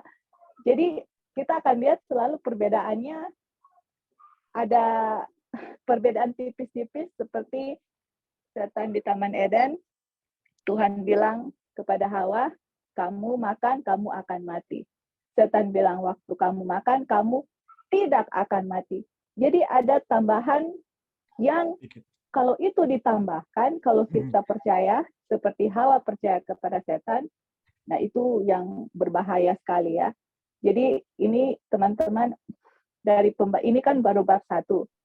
Kita perhatikan baik-baik ya, kita harus simak baik-baik akan apa yang Rasul Paulus mau coba terangkan, karena dari disinilah inti yang harus kita mengerti untuk bisa memahami Injil yang benar. Karena isu di sini adalah jemaat Galatia percaya Injil yang lain. Nah ini, jadi kalau kita betul-betul mengerti Injil yang lain dengan Injil yang benar dengan Injil yang lain, kita harus simak dari setiap statement yang, atau setiap paragraf atau setiap judul-judul kecil, apa di situ dia punya inti. Nah, waktu kita mengerti dia punya inti apa di situ, kita akan bisa dengan mudah mengerti untuk pasal 2, 3, 4, kita akan lihat di situ ada Injil-Injil yang lain yang akan muncul, yang akan kita bahas bersama-sama ya. Jadi teman-teman, Injil yang benar sekali lagi menekankan akan Tuhan dengan kuasanya. Injil yang lain, mereka bisa saja menggunakan Tuhan dengan kuasanya, plus, tambah, ini, tambah itu. Biarpun cuma satu ya, biarpun cuma satu. Jadi justru cuma satu itu yang sangat berbahaya, teman-teman. Misalnya, oh iya Tuhan yang melakukan, tapi ada waduh, kalau sudah begitu itu teman-teman harus lihat dan selidiki benar-benar apakah Injil yang benar mengajarkan seperti itu. Karena Kejadian 3:15 dengan Wahyu 14 ayat 6 itu semua menekankan akan kuasa Tuhan. Nggak ada satupun di situ ditekankan akan kuasa manusia. Thank you, Bing. Ya, terima kasih Joy. Jadi betul sekali ya teman-teman. Jadi pada pelajaran ini kita diarahkan ya untuk melihat Tuhanlah pemilik segala kuasa ya, dan kita tidak berdaya sama sekali ya. Ini sifat dari Injil ya, sifat dari Injil yang kekal yang akan diberitakan. Jadi teman-teman, ketika seluruh dunia akan dipenuhi dengan kemuliaan Tuhan, artinya seluruh dunia telah tiba pada pengertian bahwa Tuhan itulah pemilik segala kekuatan dan kita tidak berdaya. Jadi itu yang mau dijelaskan ya dalam pelajaran kita. Jadi untuk Sister Teresia tadi ya, terima kasih sudah bergabung. Siapa tahu dalam minggu berikut bisa pada hari Minggu bisa bergabung juga ya, masih ada. Oke, kita lanjut ya teman-teman. Jadi pekabaran dari 1888 ya, pekabaran 1888 yang kita sedang pelajari ya, atau pekabaran malaikat ketiga itu mengajarkan kepada kita semua kuasa itu milik Tuhan dan kita sama sekali tidak berdaya. Ya, kita sama sekali tidak berdaya. Nah, ini teman-teman akan dibuktikan. Ini mudah saja ya. Kita bisa katakan oh iya Tuhan berkuasa dan kita tidak berdaya. Tapi teman-teman, ini akan dibuktikan dalam situasi-situasi terjepit ya. Situasi-situasi yang sulit yang akan kita hadapi. Masihkah kita akan mengakui bahwa Tuhan itu berkuasa? Saya ingat ayat yang tadi pagi Sister Wasti bacakan ya untuk Joy ya. Itu Abraham sekalipun tidak memiliki dasar untuk percaya, tapi pada akhirnya dia tetap percaya gitu. Wah, kita akan dibawa sampai pada keadaan-keadaan seperti itu, bahwa Tuhan berkuasa sekalipun manusia itu telah telah mati ya. Tuhan berkuasa untuk membangkitkan manusia sekalipun dari dalam debu tanah. Jadi teman-teman, itu sesuatu yang tidak ada referensinya bagi Abraham, tapi Abraham tetap percaya bahwa Tuhan berkuasa. Aduh, teman-teman, ketika kita tiba pada pengalaman-pengalaman yang sulit, ya, Tuhan akan membuktikan masihkah kita mengakuinya atau kita mengakui bahwa diri kita, kebijakan-kebijakan kita, hikmat-hikmat kita yang sama sekali tidak ada kekuatannya, atau kita bergantung kepada orang lain. Jadi ketika kita menyatakan bahwa Tuhan menyatakan kemuliaan bagi nama Tuhan, itu berarti kita memuliakan sepenuhnya Tuhan dan menyadari diri kita tidak berdaya dalam segala keadaan dan dalam segala waktu. Jadi teman-teman, memberi kemuliaan bagi nama Tuhan ya, bukan memberi sesuatu kepadanya, tetapi mengakui bahwa Dialah pemilik segala kuasa dan kita tidak berdaya. Tetapi teman-teman, doktrin palsu, Injil yang palsu akan mengatakan kita memberi kemuliaan kepada Tuhan dengan semakin rajin kita melayani ya teman-teman, semakin tekun kita berdoa, semakin rajin kita baca Alkitab atau apapun itu ya. Padahal tanpa kuasa Tuhan tidak ada seorang pun yang bisa berdoa dengan benar. Tanpa kuasa Tuhan tidak ada seorang pun yang bisa melayaninya. Tanpa kuasa Tuhan tidak ada seorang pun yang bisa melakukan hukum-hukum Tuhan. Jadi teman-teman, dengan kemuliaan Tuhan, dengan kuasa Tuhan, semua yang diminta oleh Tuhan, semua yang dituntut oleh hukum Tuhan, itu akan menjadi kesukaan di dalam diri kita. Sehingga kita melakukan kebenaran-kebenaran Tuhan. Itu kita melakukannya dengan penuh kemerdekaan, dengan penuh kesukaan. Gantinya itu sebagai satu jalan untuk keselamatan atau sebagai satu proses yang membebankan kita. Jadi ini sangat jelas ya, sangat jelas bagaimana perbedaan antara Injil yang palsu dan Injil yang lain ya, Injil yang benar. Injil yang lain atau Injil palsu dan Injil yang benar. Oke, teman-teman, apa masih ada lagi yang mau kasih tambahan? Halo, Kak Bing. Ya, silakan Kristi.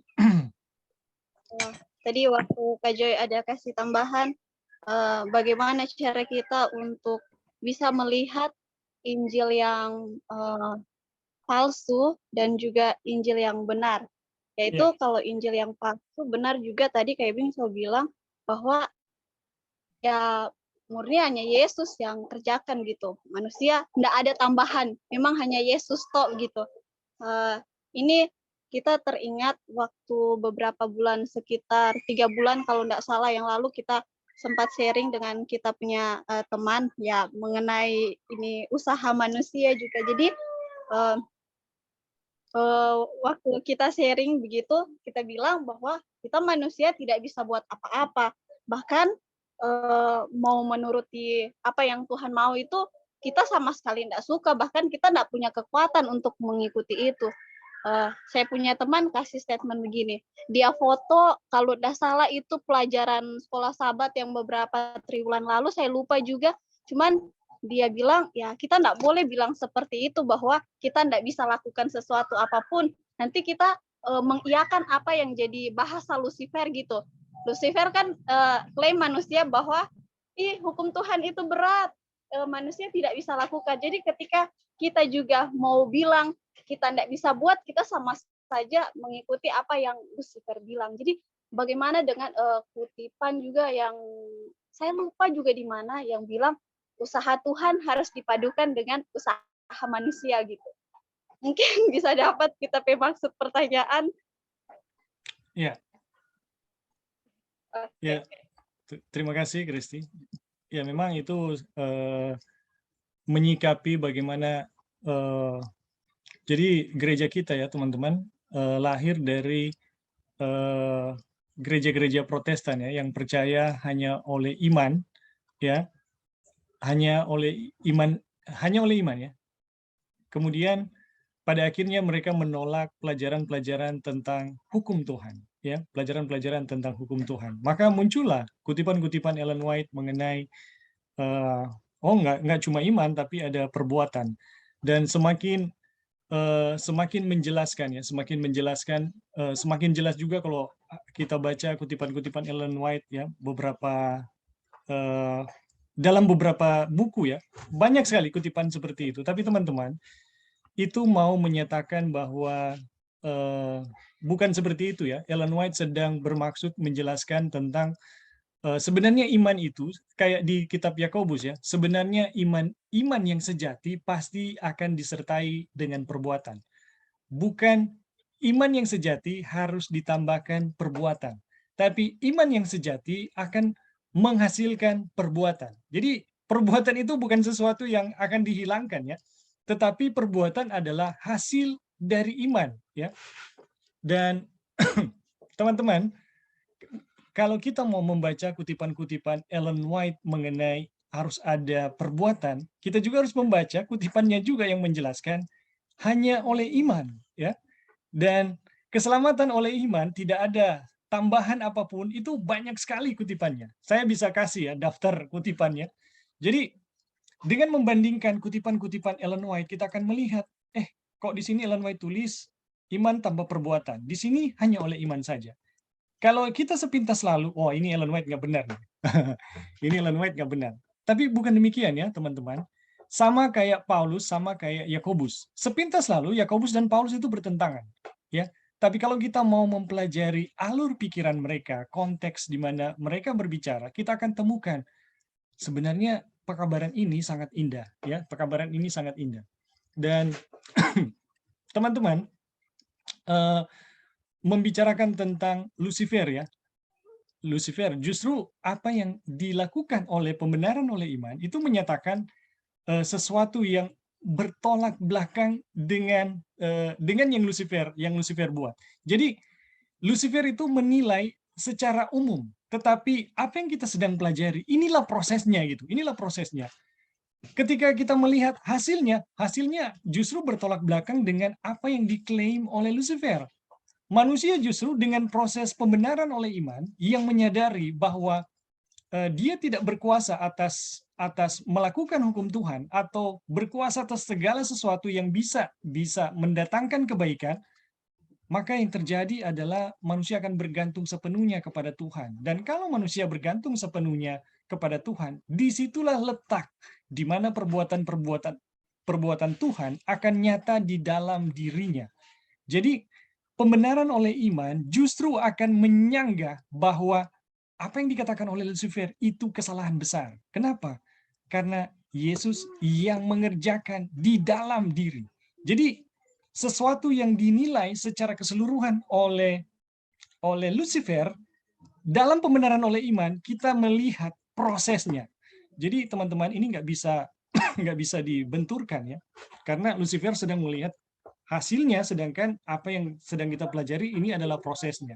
Sedangkan kalau kita melihat hasil dari pembenaran oleh iman, itu bertolak belakang dengan yang Lucifer katakan ya tentang manusia. Justru dalam pembenaran oleh iman, manusia akan memelihara ya hukum-hukum Tuhan dengan benar dan akan tiba pada yang namanya kehendak Tuhan yang sepenuhnya. Oke, mungkin itu yang saya bisa berikan, yang saya bisa bagikan. Mungkin ada teman-teman yang lain yang mau menambahkan sebelum kita menutup ya perjumpaan kita untuk saat ini. Ya, halo Lin. Ya, terima kasih. Silakan. Okay, thank you. Jadi itu tadi Kristi bertanya gara-gara kita punya pernyataan yang kita bikin tadi. Jadi sebenarnya untuk memahami dengan benar juga ya pembenaran oleh iman, kita juga harus mengerti kondisi kita waktu kita jatuh dalam dosa atau kondisi manusia seadanya itu apa. Jadi waktu kita jatuh dalam dosa itu tidak ada satupun dari keinginan kita untuk ada perbuatan baik, melakukan kehendak Tuhan, untuk mencari Tuhan, itu nggak ada. Jadi nanti mungkin besok pertanyaannya juga itu bisa dijawab karena kita punya Babel tadi berbicara mengenai hal itu, yang mana waktu Tuhan mau taruh enmity atau permusuhan di dalam kita akan bahas apa yang E.T. Jones kasih. Jadi waktu enmity itu dikasih, itu juga adalah dorongan untuk berbuat baik, keinginan untuk melakukan sesuatu yang baik, dan keinginan yang mana kita sangat kita menginginkan Tuhan Yesus. Nah, kalau Ellen White bahas waktu dia taruh enmity itu, Ellen White bilang enmity itu adalah kasih karunia. Nah, waktu kita akan mempelajari kasih karunia itu apa yang Tuhan taruh itu, Tuhan itu menaruh dirinya sendiri di manusia, yaitu Yesus ya, kita akan belajar. Jadi setiap pun ya, misalnya nih kalau kita baca Ellen White ini ada kuasa Tuhan dengan usaha manusia. Sekarang kita harus undur sampai di batas di mana kita tanya, ini usaha manusia untuk menurut hukum Tuhan, apakah itu dihasilkan dari diri sendiri atau itu pekerjaan Tuhan? Nah, itu dia ya. Jadi kalau kita balik dari permulaan itu, manusia jatuh dalam dosa, bagaimana keadaannya tidak berdaya, dan bagaimana enmity atau permusuhan itu ditaruh, kita akan bisa membaca dengan sejelas mungkin. Kalau ada pun Ellen White tulis ada usaha manusia, ditambah usaha manusia, itu bukan dalam konteks yang mana kita yang berusaha atau itu dari usaha diri kita sendiri. Itu semua adalah perbuatan Tuhan di dalam manusia. Mau berkeinginan, mau berbuat baik, berkeinginan melakukan hukum Tuhan, mau semua yang baik, itu semua Tuhan yang kerjakan melalui Roh Kudus di dalam kita. Itu ya, jadi kalau kita lihat ini pelajaran yang mengenai Injil yang benar, itu yang akan ditekankan. Tetapi kalau Injil yang lain, misalnya, Tuhan itu sudah tidak ada lagi dengan kita, Tuhan itu sudah separate dengan kita, Tuhan itu terpisah dengan kita, harus ada usaha dari manusia untuk membawa Tuhan ke kita. Enggak, teman-teman, itu dari mulanya Tuhan sudah membawa dirinya ke kita, dan apapun yang akan kita lakukan, mau kebaikan, mau semua, you name it, semua, itu semua karena Tuhan yang mengerjakan di kita. Jadi kalau saya pribadi ya, misalnya saya baca Ellen punya tulisan, oh ini kuasa Tuhan ditambahkan dengan ada usaha manusia. Itu pun kalau kita betul mengerti Kejadian 3:15, kita tahu usaha itu pun itu karena perbuatan Tuhan yang melakukan di dalam kita. Jadi bukan ada dari, oh saya harus melakukan ini supaya hasil. No, semua saya bilang ya, nggak ada yang terkecuali. Karena kondisi kita jatuh dalam dosa, itu semua bertentangan dengan Tuhan. Semua melawan Tuhan. Semua kita, kalau Elena bilang, kalau Tuhan tidak campur tangan, kita akan bersatu dengan setan untuk berperang melawan Tuhan. Kalau Tuhan tidak campur tangan. Makanya untuk saya pribadi ya, kita sebenarnya belum benar-benar mengerti apa itu enmity itu sebenarnya. Kita belum mengerti. Kalau kita mengerti enmity itu adalah Injil ya. Injil Kejadian 13 ayat 15 dengan Wahyu 14 ayat 6. Itu Injil, that's the everlasting gospel. Kalau kita benar-benar mengerti apa yang Tuhan akan kasih, saya yakin dan percaya kita nggak akan ada dalam benak pikiran pun bahwa ini dari kita sendiri. Karena tidak ada satu kebaikan dari manusia. Tidak ada usaha dari manusia pun, oh saya mau mencari Tuhan, saya mau membaca firman Tuhan, saya mau menurut Tuhan. Itu nggak keluar dari kita loh, nggak ada dari kita yang baik. Itu semua Tuhan yang mengerjakan di dalam kita. Kita harus mengerti itu ya. Jadi makanya tadi saya bilang, Injil yang benar yang nanti akan Wagner juga tekankan di pelajaran ini, semua adalah kuasa Tuhan. Toh.